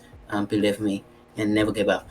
And that's why I did the chess style with lots of learning from sniper actually, and yeah, and yeah, go ahead. I Yeah, wanted to ask you yeah. on that, like, what made you decide to work on the Jesta and not another kit? Because I'm in love with soldier, like kind of grunt like suits, more than actual main characters of the show is Gundam. Yeah. Yeah, I enjoy doing run source more than Gundam. That's the only reason that I have right now, and maybe in future is the same thing. I I love kind it. of find, yeah, I kind of want to put my own perspective, and kind of want to do, yeah, kind of want to apply new personality into them, I love that. trying to make them just a shoulder, and I want to make them become main characters. That what I'm trying to do. I love that. Yeah, Yes. yeah. Good. That kind of ideas, yeah. The GMs, I completely agree with you. Going back to what I said earlier, like yesterday, like I realized that you and I have much more in common than I thought. Hmm. Because I Yeah, prefer the GMs. Just the GMs in general, to me, I prefer to work yeah. on them. If I could, that's. Honestly, I think you and I started talking when you were building your Jesta, and I was building my Jesta too. That's when we first Yeah, started getting in contact. Because yeah, we were both yeah. working at the same time. Of course, you ended up making a masterpiece. I ended up putting mine away, right? No, man, it's But okay. yours was wow, man. Like seriously, the way that you worked with the Jesta and the Jesta guys, by the way, just like the Sniper 2, is a perfect master grade to work on and customize because it's a blank Yeah, slate. yeah. It's a blank Nothing in slate. there. Nothing There's on the nothing. armor. Yeah, but the frame is dope. Yep. It's really good. You guys should check out the GM and the Jesta in general. The frame is like Bandai did. It's really nice. Hmm. It's nice for you guys to have research on it and maybe work on it to show as much at the inner frame as possible on these Yep. kits. Yep. Yeah, that's what I recommend I to agree. to to experiment on. I agree. Real quick, we have Magic Mike who says, "Get to the Sasabi." We will get to the Sasabi later. Okay, Channing Tatum. God. And DG Gunpla says you can tell more of a story with grunt suits than hero suits. I agree.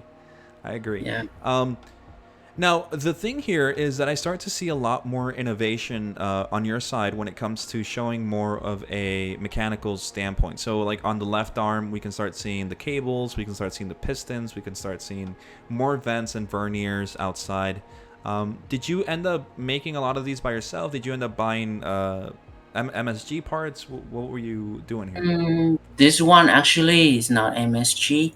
This one actually from a frame arms Mm. um, parts. Uh huh. And my concept is like I said before, I want to make it as its own personality. I Mm-hmm. want to make it more human, right? Yeah, yeah. And I want to try to do more cyborg kind of look, Mm-hmm. with one arm is your armor is all tears apart, and the other arm is you evolve another arm into your own weapons, Yeah, yeah, yeah.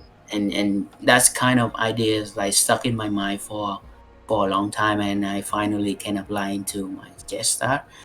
And yeah, I didn't use much extra parts from another kit. I just used several parts that available to me at that time.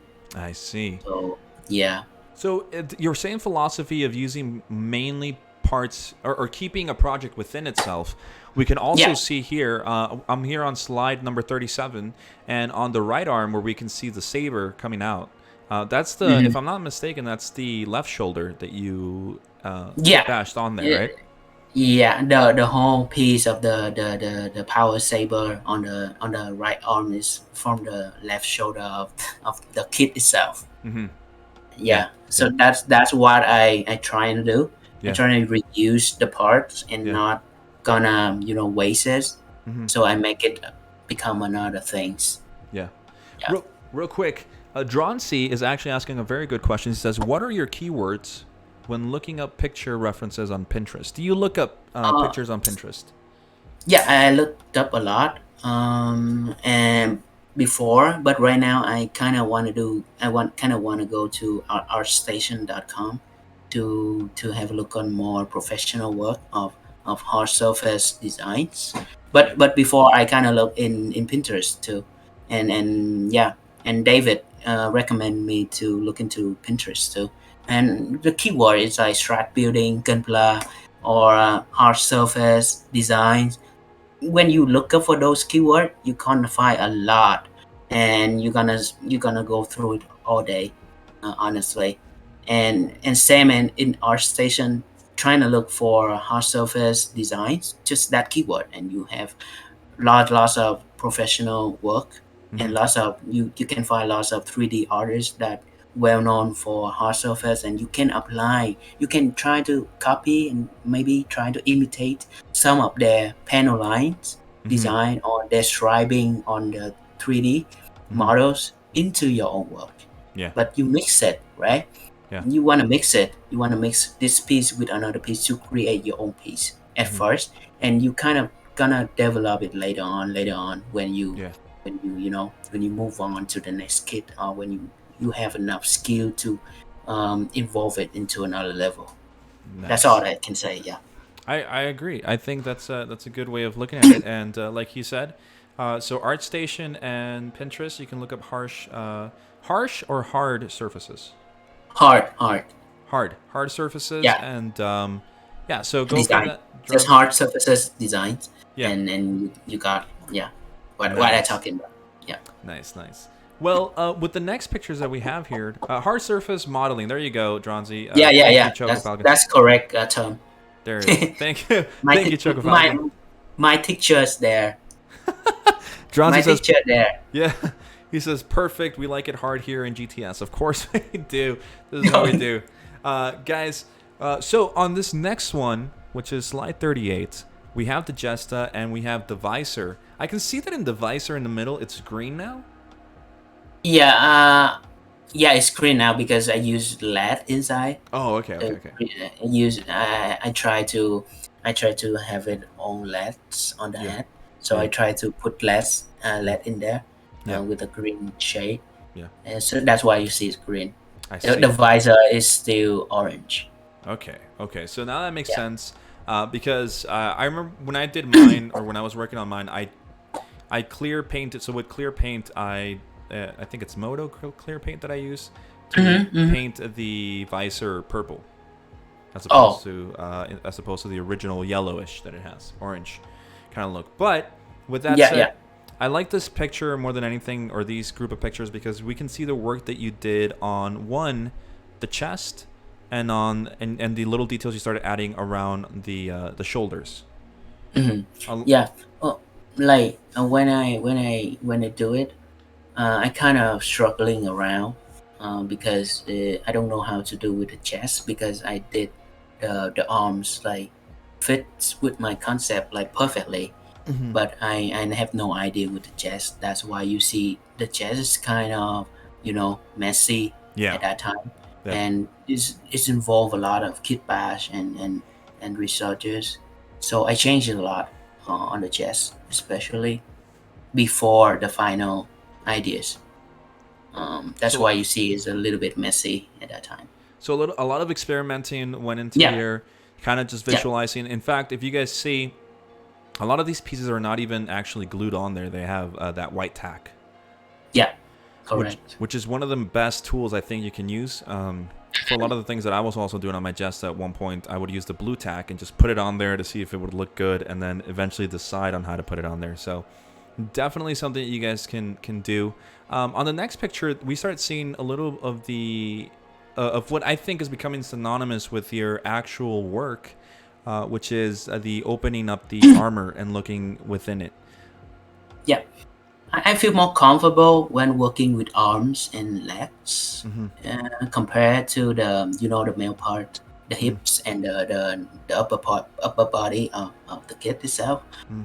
And yeah, I did it really fast. Like Mm-hmm. I brainstormed the ideas, came out with the concept in just like 2 days, Mm-hmm. I think.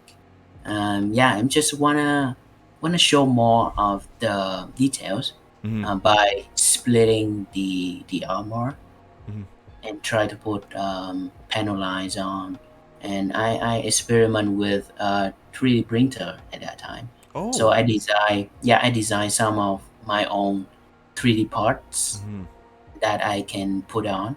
Yeah. Yeah, Wow. thanks to the 3D skill set that I have at that time, so I can design my own thing that fit with the kit itself. Wow. This So is yeah, just another level, guys. So now wow, you're like designing your own pieces on 3D and putting them on. And I think I think now we're starting to see where all of this is coming from. Choco Falcon says, I remember this was done within a short period of time, right? 2 to 3 months. Yeah, exactly. It's just in 3 months. Three Wow. months. Yeah. Wow. Yeah. 3 months exactly. Yeah. I like that. And then we start seeing one of my favorite parts of this kit that you worked on the next picture was the backpack. Oh yeah, exactly. The backpack is one of my favorite parts of it. Yeah, what you did to the backpack, it reminds me a lot of the Sananju style of backpack that you have. But I kind of um, narrow down a little bit, No, of course, yeah. simplify a little bit compared to the Yeah. Sinanju. Yeah. But it's still similar. I can say yeah. Yeah. And then we start looking at the chest again, and it's completely changed. Yeah. You kept some pieces and you moved some others. You added pistons instead of just the blocks around it. And even the antenna on the helmet, which you had done way before, changing it to the front instead of keeping it in the back. Yeah. Which is actually something I forgot to mention on your sniper too that I really love that you did. It seems like you added a metal rod as the antenna. Yeah, a metal rod for the antenna. I cut off the original antenna and replace it with the metal rod. Yeah. That's always a good thing to do. And then I'm just gonna move forward here to the completely beautiful guy. This is I'm gonna say it, this is like Gunpla porn. All right, it's primer stage. Primered kit, completely primered, put together. Grace, look how beautiful. Somebody please tell me that you guys that does not look lovely. This is a beautiful picture. I think this picture right here is gorgeous, man. Holy God. Somebody told me to, keep it this stage forever. On Instagram, right? Yeah, on Instagram. Do not change it or do not color it. It's always people gonna, say that to me. Yeah. Whenever I brand anything. It's prime, guys. Kevin, if you're watching, this is what you're supposed to do. You're supposed to prime the whole thing. God, it looks gorgeous. So this is it. This is the final revision. This is before we start painting, right? Yeah, before, and I kind of changed a little bit on the on the right shoulder actually, because I felt it's too much happening there, and I get rid of the cannon on the left side also on the final product. But so far is pretty much final stage. Yeah. And man, it's a beautiful job that you did here. And then we start getting into the painting when you start working with the teal. Now, can we talk a little bit about the color that you used here, which is something that you and I talked about yesterday, and you mentioned to me that this has been the most difficult mix of color that you have worked with. Yeah, kind of. Yeah, I can say is the most experienced color scheme that I have ever did. After the GM actually is not that hard. It's not that bad because just like it's dark color always easier than you gonna do something lighter. In my opinions, and yeah, I mix. I don't even remember the ratio and how I mix it. Yeah. Into this color. So I think I noted somewhere on my note.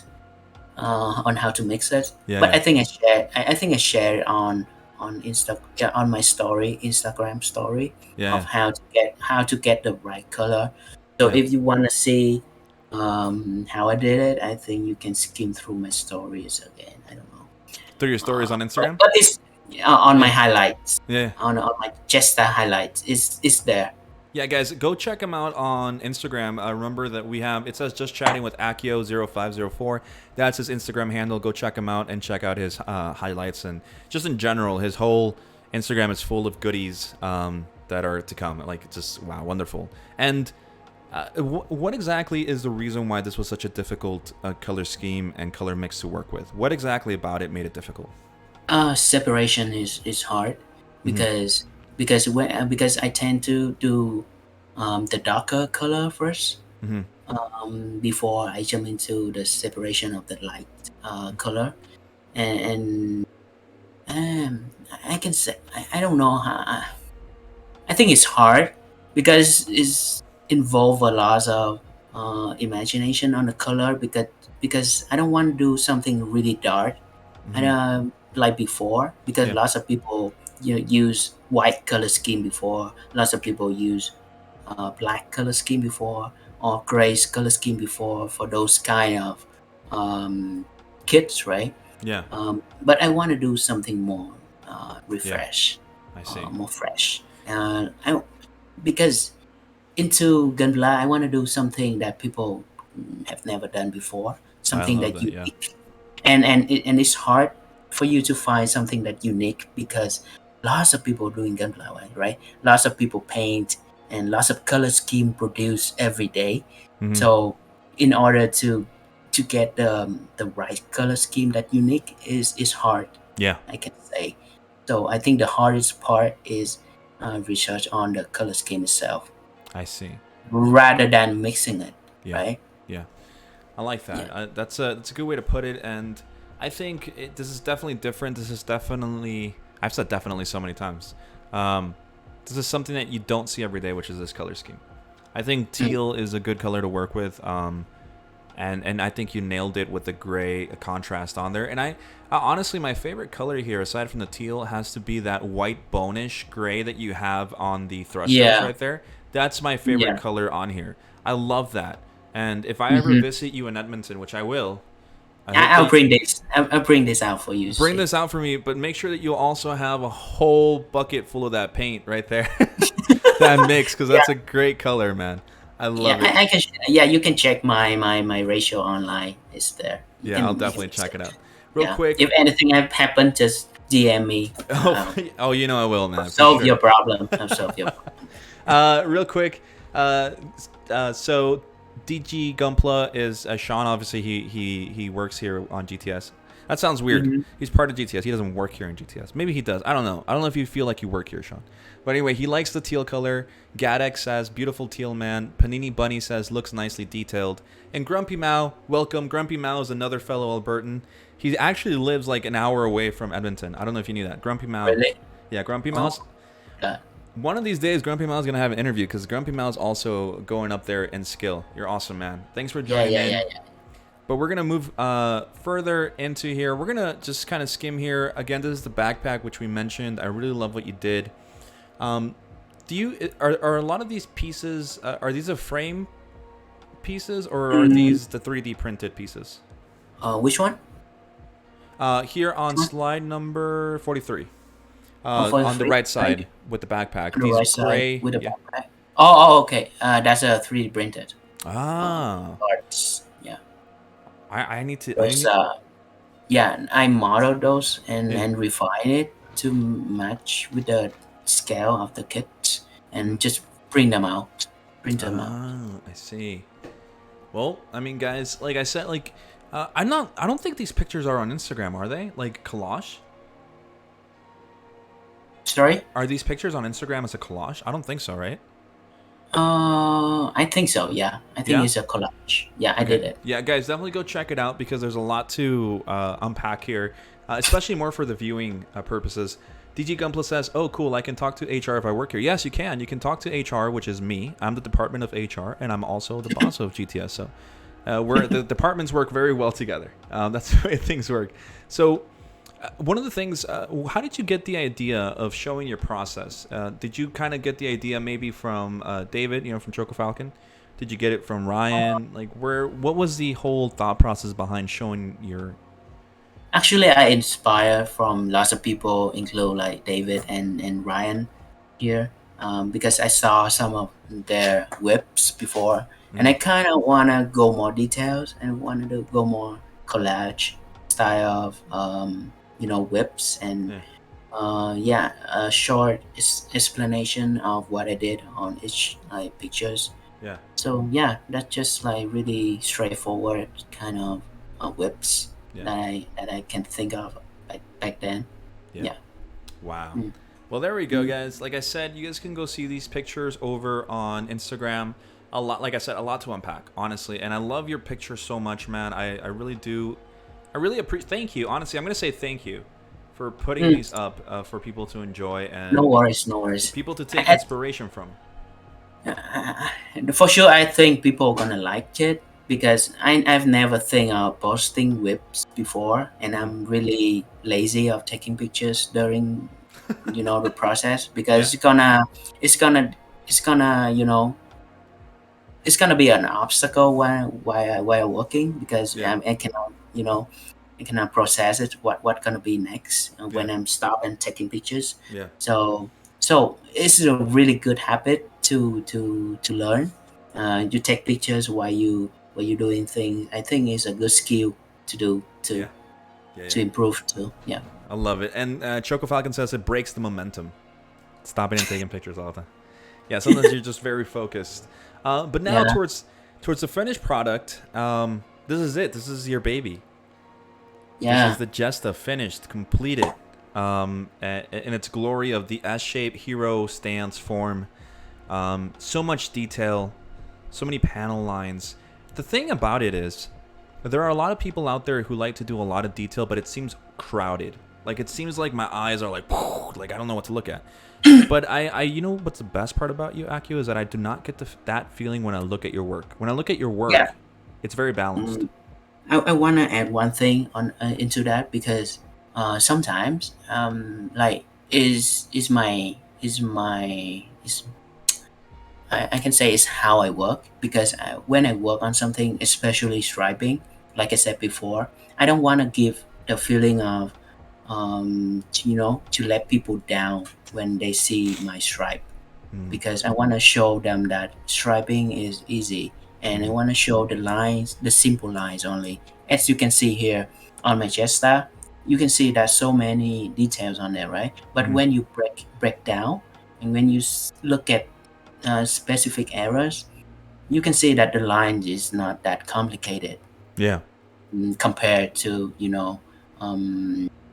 compared to others like resin kit that has like really grounded details. yeah. And when people look at it, sometimes people gonna be exhausted, Mm-hmm. and they will have something in their mind that I cannot do it. It's so much, and I don't want to bring that feeling to people when they look at some customized kit For sure. because I want to live up their inspiration. Yeah, I want to live up their motivation when they're doing something. So yeah, look at this. You guys can also do this, right? It's just yeah, simple lines, and when you have your own patterns, when you have your own philosophy in Gunpla, you can do it all the time.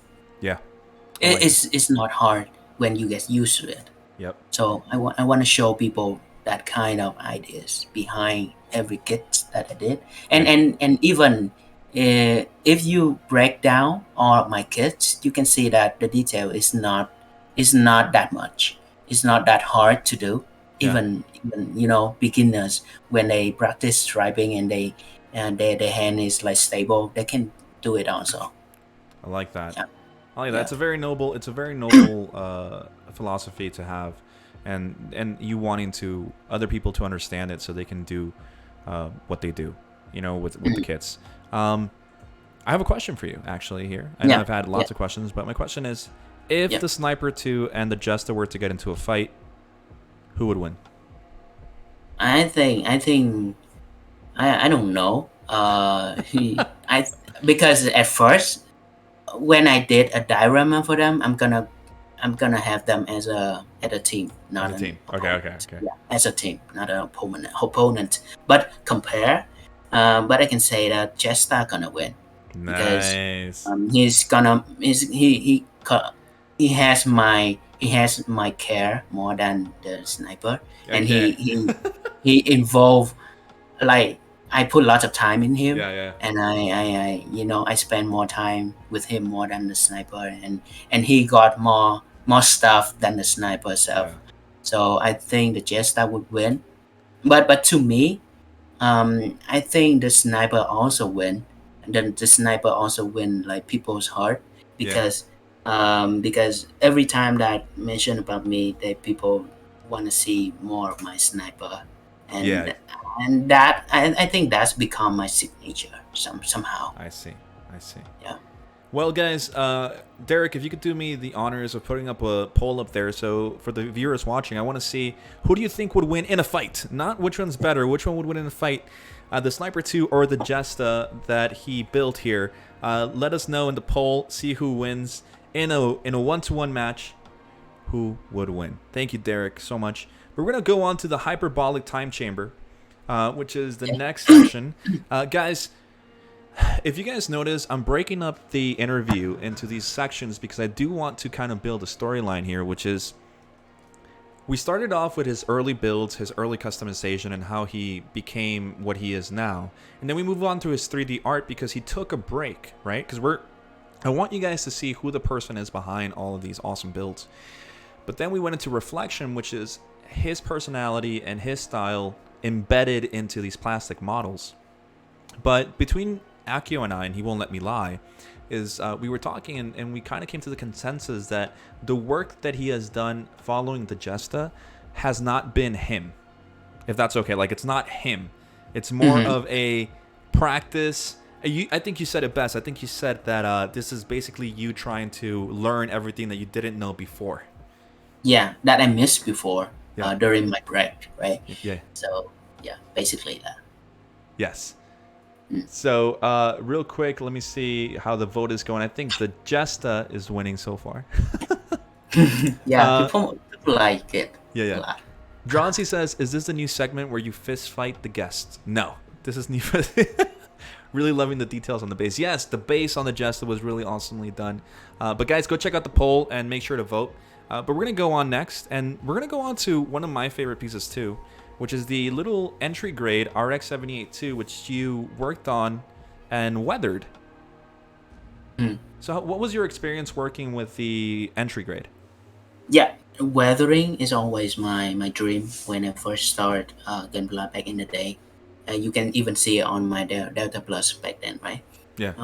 I weathering it first, and I do not recommend you guys doing weathering when you first start your Gunpla journey. Try to snuff it, try to have clean build first, and then weathering later on when you skill enough.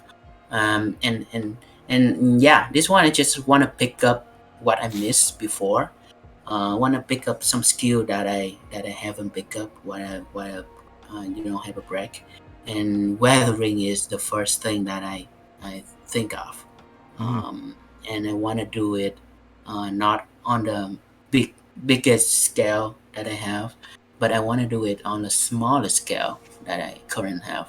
Yeah. And at that time, Bandai released the entry grade, which is really nice and fit with my concept. And I'm just like go with it. And when you work with, I think one thing to add is when you work with a smaller scale kit, you kind of train your eyes and your hand to be more stable, to be more precise. Yeah. So you can have more thing later on to practice when you work on maybe on a bigger scale. Yeah. And you can evolve a lot. For sure. Yeah. And I remember when I first saw this, I was very surprised because this was definitely a departure from what you were doing before. Yeah. Right. Definitely. Going into weathering and just the fact that you're taking it more as a practice run, learning, and the paints that you used, and just kind of your outlook on the way that you're approaching weathering is very different. And I don't think that you're a weathering kind of guy. I think you're more of a clean guy when it comes to your builds, right? Yeah. But inside me, I really love weathering. Yeah. And sometimes two people like talk to me a lot. Like sometimes when they finish their clean build, they don't wanna do weathering on it because they just don't want to ruin it if anything happens, right? But yeah, just go ahead with what you want to do. Whenever it's bad or good, it's yours, right? For sure. And you proud of it. That's enough. So I like that. Real quick, Sephiro92 says the Jesta's more covert as seen in Unicorn, so logically it could easily take out the GM Sniper before it could even attack. And then DG Gunpla said, I think I've been called out by Akio, and I think he's mentioning the fact that. So for you guys that don't know, DG Gunpla Sean likes to build kits and do gunk wash. He really likes the weathering side of things. He doesn't really like clean builds at all. So he hasn't. I don't. Really? Yeah. Yeah, I don't think he's ever done a clean build, honestly. So yeah, Nice. I think you've definitely been called out. Definitely been called out, Sean. I love your entry grade though. Entry grade looks great. Did you think you learned a lot from this? Yeah, definitely. I learned a lot, and I want to do another pieces that involve weathering one day. Yeah. But whenever I have time, Yeah. to develop it more, to leveling up my weathering skill, because I learn a lot from people around me, or in this community, Yeah. and lots of people doing like super awesome, Yeah. kind of weathering, like builds, right? Yeah. And yeah, definitely I am gonna do another pieces soon. I Maybe see. sometimes, yeah. Love that. Okay, cool. Real quick, so the poll is ended, and it seems the custom Jesta would win against the Sniper 2 in a fight. There you go. The next, so here are some pictures that we have of you with the RX-70. Well, not you, but your entry grade RX-72, and you have a little base for him. Yeah, just a simple base for it. So just tell the story of it. Yes. To tell the story of it, yeah. I see. I see. Just a story like he's in a battle and kind of struggling with the enemies. Yeah. Something like that. Definitely tells a story. Yeah. And it also comes to show that you don't need a super big dio to make your kit look really good. Well, like I think this dio goes extremely well with the weathering and the theme, and it goes hand in hand. It works really well. It says Gadex says, "Let me pilot the Sniper 2." I think he means that he would destroy the Sniper, the Jesta. I don't think so, Derek. You're not that guy. You're not that guy. Hey, Red Rock. Yes, this is live. Thanks for following, man. Thank you so much for the follow. Glad that you were able to come in here and watch the interview with this wonderful man, Akio. But then we're going to move on to the unicorn. So, this is a unicorn, guys. I know. So, if you didn't know, Akio, there's this, in the GTS fam, which is what we call ourselves, there's this joke that people say that I love the unicorn, but I hate the unicorn. I don't hate it. I don't hate the unicorn. I think it's a really cool suit. I just don't like the Bandai keeps making so many of them. Yeah, that's right. That's the part that bothers me. They keep release different version of it. Yeah, I know, and it's just they just like focus on it too much. Yeah, I don't understand why. But hey, not complaining. Let's talk about this and what exactly in your hyperbolic chamber of training of skills. What did you learn from this one? What was the plan? What were you trying to learn here? I kind of learned how to do a proper clean build when I did this, and this is actually my first commission here in Canada. That a guy that want me to do RX-78 scheme on a unicorn. He sent me an illustrations of this kind of color scheme online, and he told me I kind of want to do something like this. Okay. Can you do it? I told him, yeah, I can. And and just happened. And while I'm working with this one, I try to minimize the failures, minimize the mistake that happened during the process of building something. Yeah. And especially when you painting something, it actually looks pretty easy when you just saw the original kits and then the final products. But when you paint it, is lots of things that happen, like lots of things that gonna be ruin your clean build easy. So I try to organize everything and try to be careful on what I'm doing during the process of this one. I see. I want it to be the cleanest as possible that I can build. Back in the day that I did this. This is starting to look more of the this is very reminiscent of the Korean clean build style that you see people like Chris Pabs, Kansuke, who do this kind of style. over here on the western side. So I can definitely see the merit in wanting to do a super clean build, and I think you did a great job. Can I just say how much chat isn't his yellow orange really beautiful?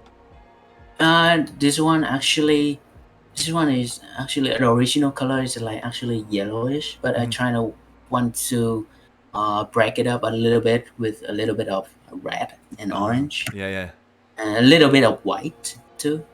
And you can see it's obviously when you look at it, it's kind of shade of orange, but it's mixed with like red and yeah, white, even a little bit of black, I think, yeah, to bring out a color like that. yeah. So I can say the color is pretty important. Yes. But when you get used to it, Yeah. is you can do anything. Nice. Yeah. For one, I'm gonna ban so many people for talking about me loving the unicorn. I do not love the unicorn. I hate you guys.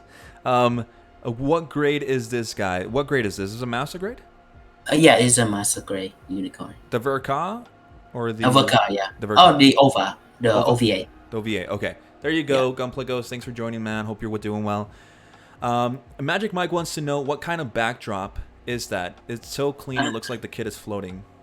Actually, I changed. I got my new backdrop when I first did the sniper because back then before I did the sniper I have my own product studio, so I took photos of products that people want me to take pictures of their products and put on their website. Yeah. So I invest in the backdrop, Yeah. in the photo backdrop. It's just what you see right here is a big acrylic sheet that curving and in white. For the infinity feel. Yeah, infinity fill and put it on I put it on a Yeah. chair, and I put clips beside and Yeah. just like stable it with clips. There you go. And yeah, and what you see underneath the unicorn, the surface it lined up, is actually I put the light under. Ooh. So I put the light under to light up at the bottom, and I put one light on top of the unicorn, and another light, another key light in front. So total three lights that you And no need. shadows. That's why there's almost no shadows here. Yeah, Because no shadow. The bottom. Yeah, yeah. Wow. There we go. Guys, there you and go. Derek. and you're gonna have that kind of shiny effects at the bottom too. Yeah. Yeah, Derek, if you're watching this, you heard him use clips so you can get rid of the backdrop that's all crumply. Real yeah, quick. clips, big clips, big Yeah, clips. big clips. We have, he says, oh, real quick, I missed this. The Red Rock says Unicorn actually does sell to new fans, so I guess that's why. I guess. Sephiro wants to know what's the ratio for the yellow. He wants to The know the ratio. ratio. Do you remember it? Probably Good not. question. Probably not. Yeah. Yeah, I totally forgot. But you can try mixing yellow man and one drop of red, one drop of two drop of red, and one drop of orange, two drop of white, one drop of half drop of black, Mm-hmm. and you're gonna have that kind of result. I think so. There you go. That, There you that's go. what. That's what I remember. That's Take what he notes. remembers. You can't hold him accountable, so don't quote him. The Yeah. next one, Dronzy wants to know, he says, with what you said about researching your color palette earlier, can you apply that to this? The Totally. saturation. Yeah, the saturation totally apply to this. But compared to the what I said before with the color palette research, with the calibrate your color palette, Yeah. this yellow actually more orange than the actual like correct color scheme of the RX, Yeah. because I intend to do that, Mhm. but the blue and the red is exactly the same, because I try to have the contrast between the blue and the red is really high, so you can see the red is like totally separate from the blue, Yeah. and and and you can only see the orange color yellow is has a low contrast between the red. You can see clearly there, so you can always intentional, um, you know balance between your color palette Yeah. to match with what you want your audience to look at. So Okay. always, yeah. There you go. That was a great question, Dronzi. Very nice. Yeah, very nice. Yeah. Choco Falcon says, I like how it is not overexposed considering it's all white. Yeah, that what I surprised too, because this light setup is the first time that I did this kind of light setup, because I've never light up at the bottom before. Mm-hmm. I always light up on top and on the side, Yeah. but this is the first time that I light up The underneath. bottom. So yeah, at the bottom. So it surprised me as well. But Beautiful it work. looks really nice. It's kind of give you the feel of infinity kind of studio, and you can even make it a poster, right? Yeah. There you go. So yeah, Posters really for nice. sales coming soon, maybe? No. No posters for sale. Panini Bunny says the colors really complement each other nicely. They do. Yeah. I think this is one of the cleanest jobs that I've seen. It's really awesome. I do. Did you painted the white, right? Which one? The white on the armor. Did you paint it? Yeah, I honestly I primed and I painted all pure white. And I Model. I use model, I think. Yeah, that's what I was gonna ask, because the white isn't natural white. It's got a little bit of hint of kind of. That's why I think it doesn't blend into the background. I think I mixed with 2 or 3 drop of primer. Yeah, there you go. And I think that's the reason Because- why. Because sometimes to myself, my reference, because sometimes I think the white color is not that sticky compared to others color, so I mix a little bit of primer on top of it. Yeah. So it can have a little bit of adhesive. Nice. I like that. Chris Pabs, thank you so much for following us. Chris Pabs was the guest for the season premiere, and he says he's a really big fan of you, Tan. So Me too. Chris Pabs, you're awesome, dude. Thanks for joining us, and hope that you enjoy the rest of the show that we have here. We're gonna go on to what I think it was Magic Mike Channing Tatum who was asking for. We're gonna talk about your Sasabi master grade Verka, which is you're using the resin conversion for it. Yeah. And this is your first kind of tackling the resin, right? This is the first time you work with resin. Yeah. I think it can count as my first time using resin. I used resin before. I processed different kind of resin before, but this is one of the current like resin that I'm gonna be finish. Gonna be the final product. But yeah, so far this is first time that I got into resin again. And how what's the experience working with this resin conversion kit as opposed to working on the plastic, in your own opinion? Because everybody has different ways of thinking here. Yeah. In my point of view, I think it's totally different with plastic. It's easy to break more than plastic, and it's harder. It's hard to it's hard to process, and sometimes the casting is not that good, and you lose some of the details, and you have to make it again, or you have to cover with something, or you have to fill holes, like lots of holes, and warp, especially warping, like lots of parts that warping inside the package. So I have to put them in hot water and slightly bend it, so Without you breaking can it? without breaking it is hard. So I try to slightly bend it again, and to recover the original shape of it. It's kind of annoying when you're working with resin, but whenever you get used to it, it's not that bad. And another thing that concerned me a lot while I work with resin is the dust, and it's disgusting, and it's bad. It's really bad. But I know you guys are gonna blame me on this, but you guys wanna have nice products, but I recommend not doing too much resin. It's not good for your lungs. Yeah, no, it's not good. As Chris Papp said right here, he says, "I feel your pain." I feel your pain. I know, So man. it's Yeah, me and Paps is like on the same boat because we currently working on different resin yeah. stuff. Yeah, yeah. And I think Chris and I think he know it the best because he worked on so many resin before. Yeah. Like So I totally feel that pain. yeah, Pabs is a god in resin despite him not wanting to say that he is. He's a good I know that when I work in resin, I'll reach out to Seiya Huya and I'll reach out to him and kind of figure things out with resin. But real quick, Dronzy has questions for you. He says, with So yeah, resins, go ahead. do you paint the most recessed parts first, then mask? Do you paint? Recess. So the Oh no, mhm, I did the opposite way. So I paint the you know the lower level layer first.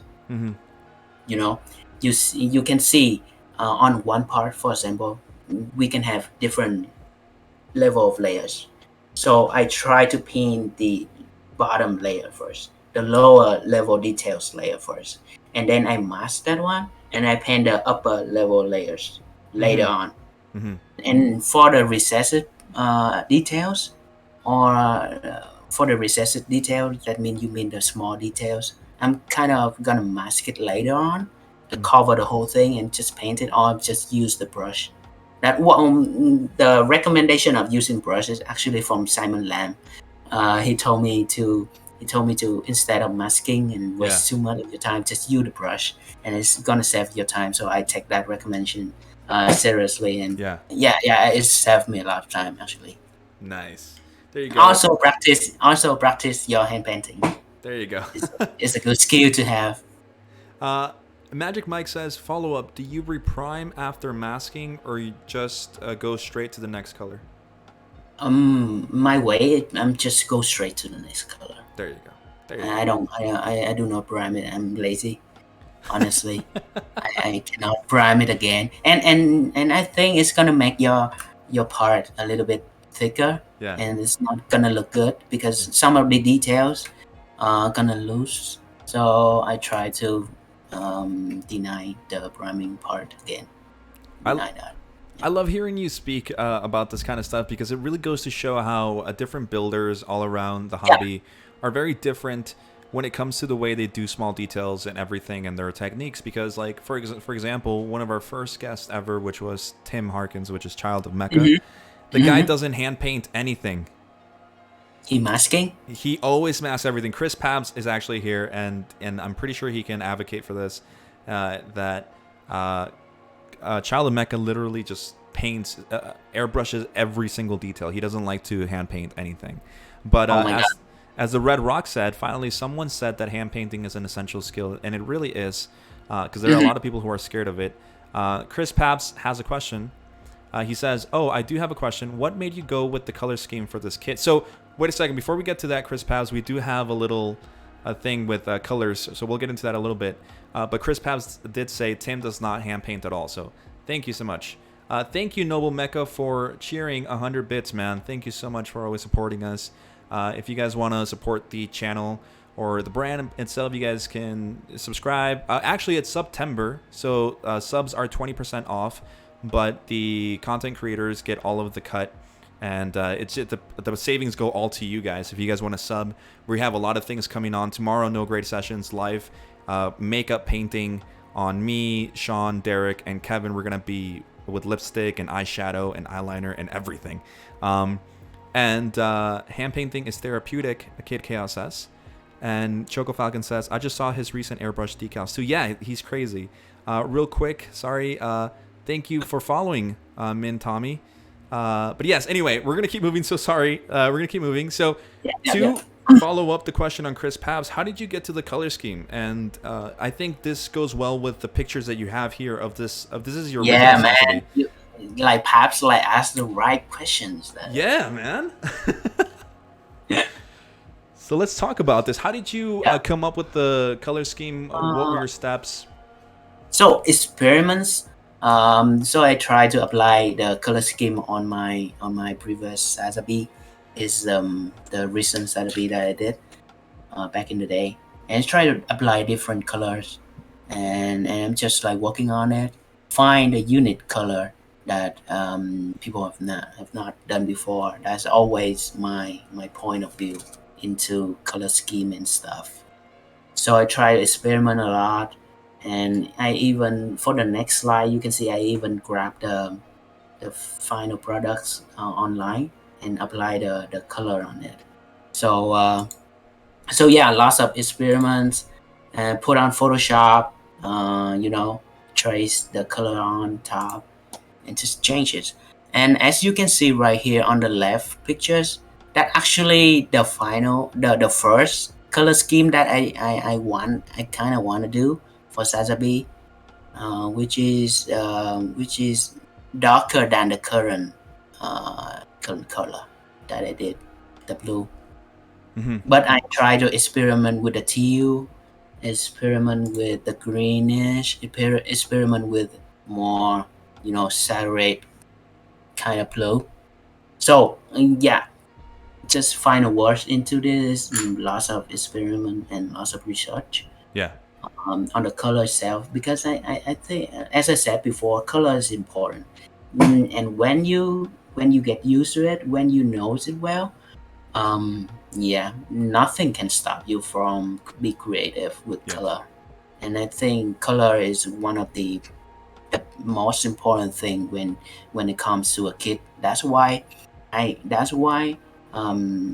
I've thought about this one long time ago. That's why Bandai released lots of Gundam with white color, because they want you to have lots of creative on the color scheme.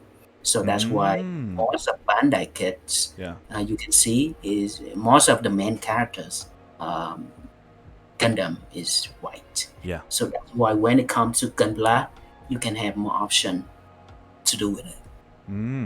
That's a good You way of can looking have at a it. better view of it. Yeah. Yeah. I was gonna say, so for one, Choco Falcon says I like the teal one. So he's talking about the first set of the three pictures that we have in the beginning. The middle one looks a little bit more like a teal, but it looks fresh. It looks like minty, you know, like a bubble gum. Yeah. I think Choco talking about the slide 58 on the right side. The slide 58. Yeah, on slide 58, the right Was he color talking scheme. about that one? Choco Falcon, could you tell us if it's this one or if it's the one in the middle here? I thought it was the one in the middle here that he was talking about. I gotta go now. Have fun. Oh, he's leaving. Catch up soon. Living. Oh my god. the I think three it's images. talking. The three images. He said the three images, so the middle one. And the three Yeah. images. Oh, I see. Yeah. Oh, so I think he's kind of like the middle one. Yeah. Yeah. And then DG Gunpla says he also likes that one. Take care, Choco Falcon. Thanks for dropping by, man. You're always welcome Thanks, here man. to GTS fam. Take care, dude. And then, what's it called? Chris Pav says, I think you chose the best color. Now, my question before we go on to... You. Huh? How did you finalize? What made you say this is the one I want? Why didn't all these other colors work for you, and why did this one work? Because the teal one, I did it before, for the Jesta, Okay. right? And the greenish, the dark green kind of stuff. I saw one online already, from Japanese guy, but he did a little bit darker than this kind of color scheme. That's why I skipped this one also. And the blue one here is so much saturate, and it's not kind of the blue. It's not the blue that I want to do. It's too blue, and it's too common, I think.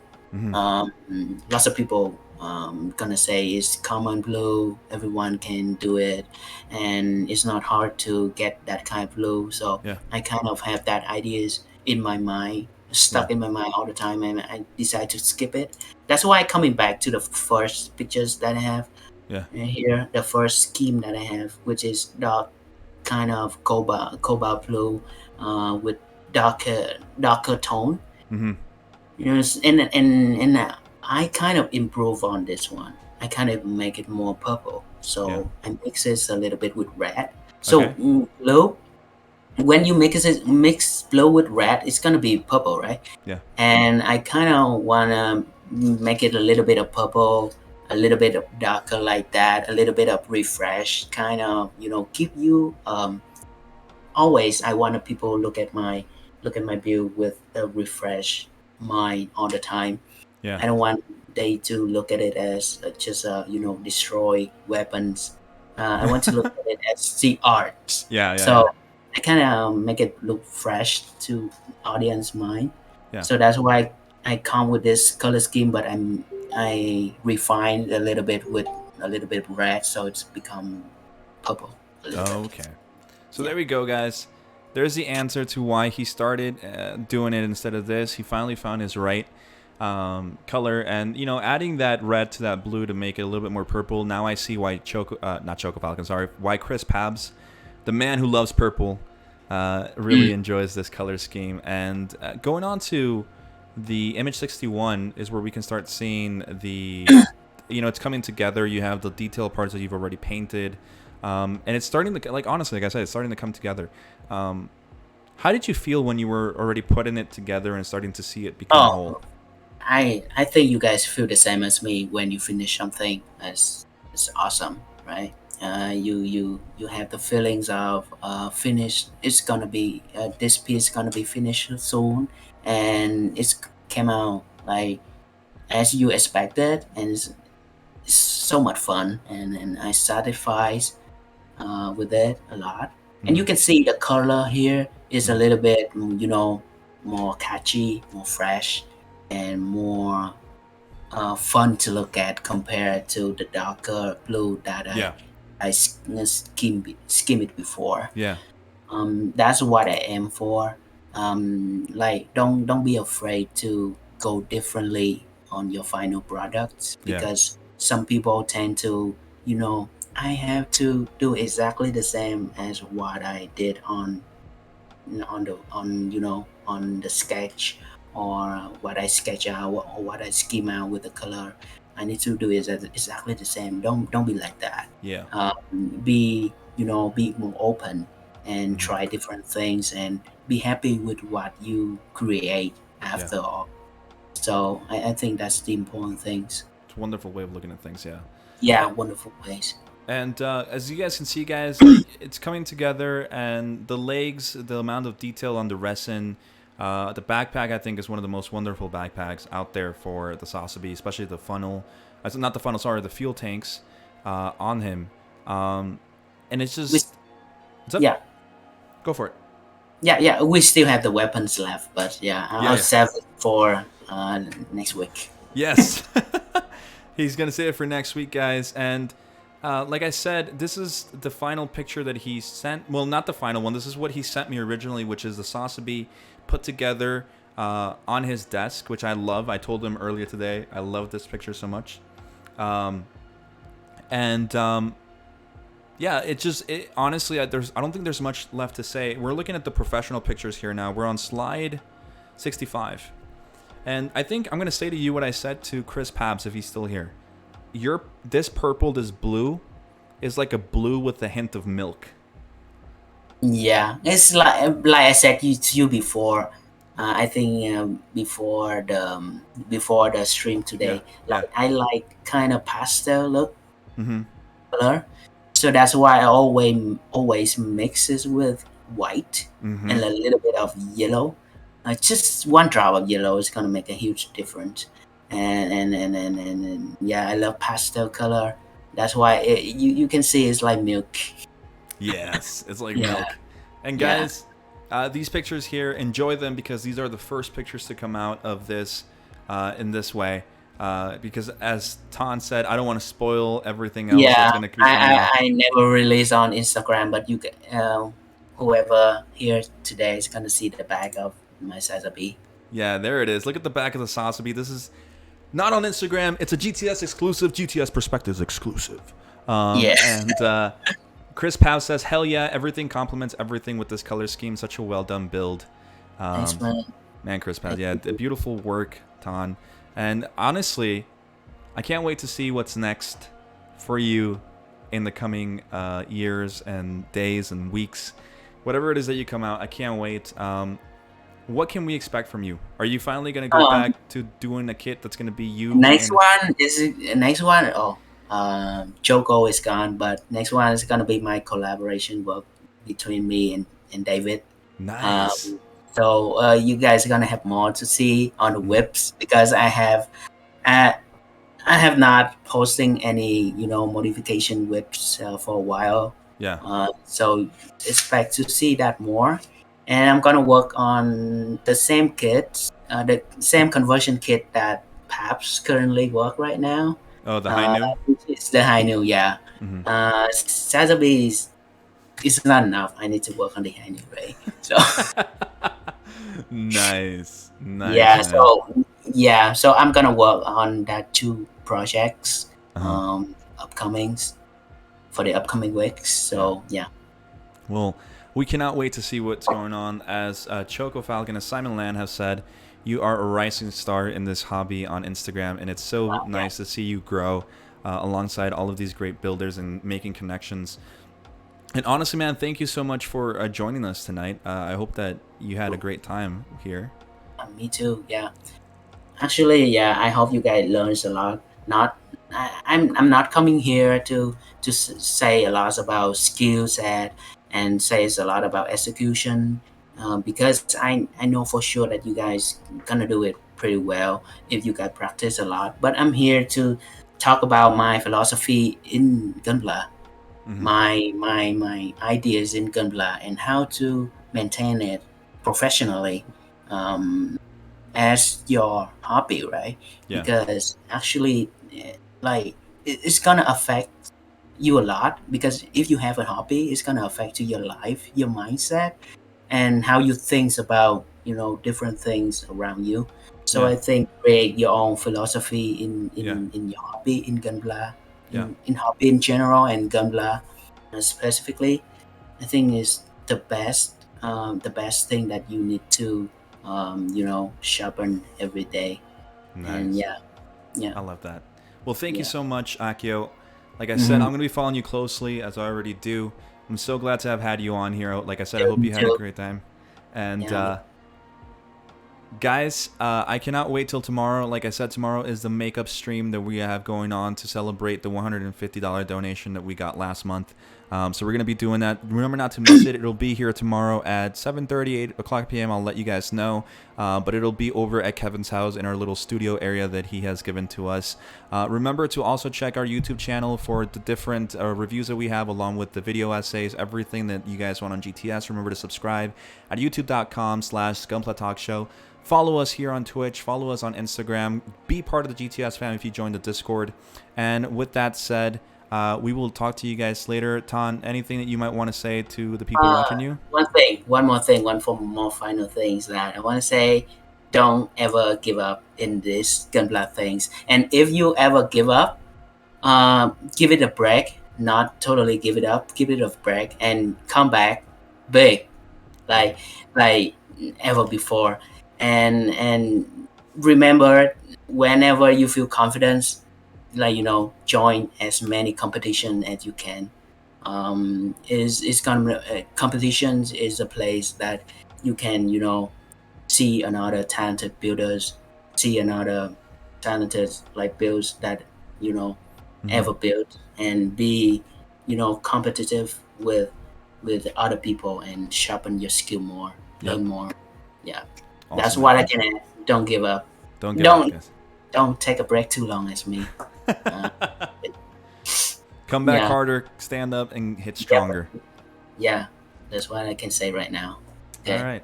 Yeah. Well, guys, thanks for joining us on GTS Perspectives, rebrand of the GTS interviews. And with that said, we will talk to you guys tomorrow night. Take care and see you. See you Okay. guys.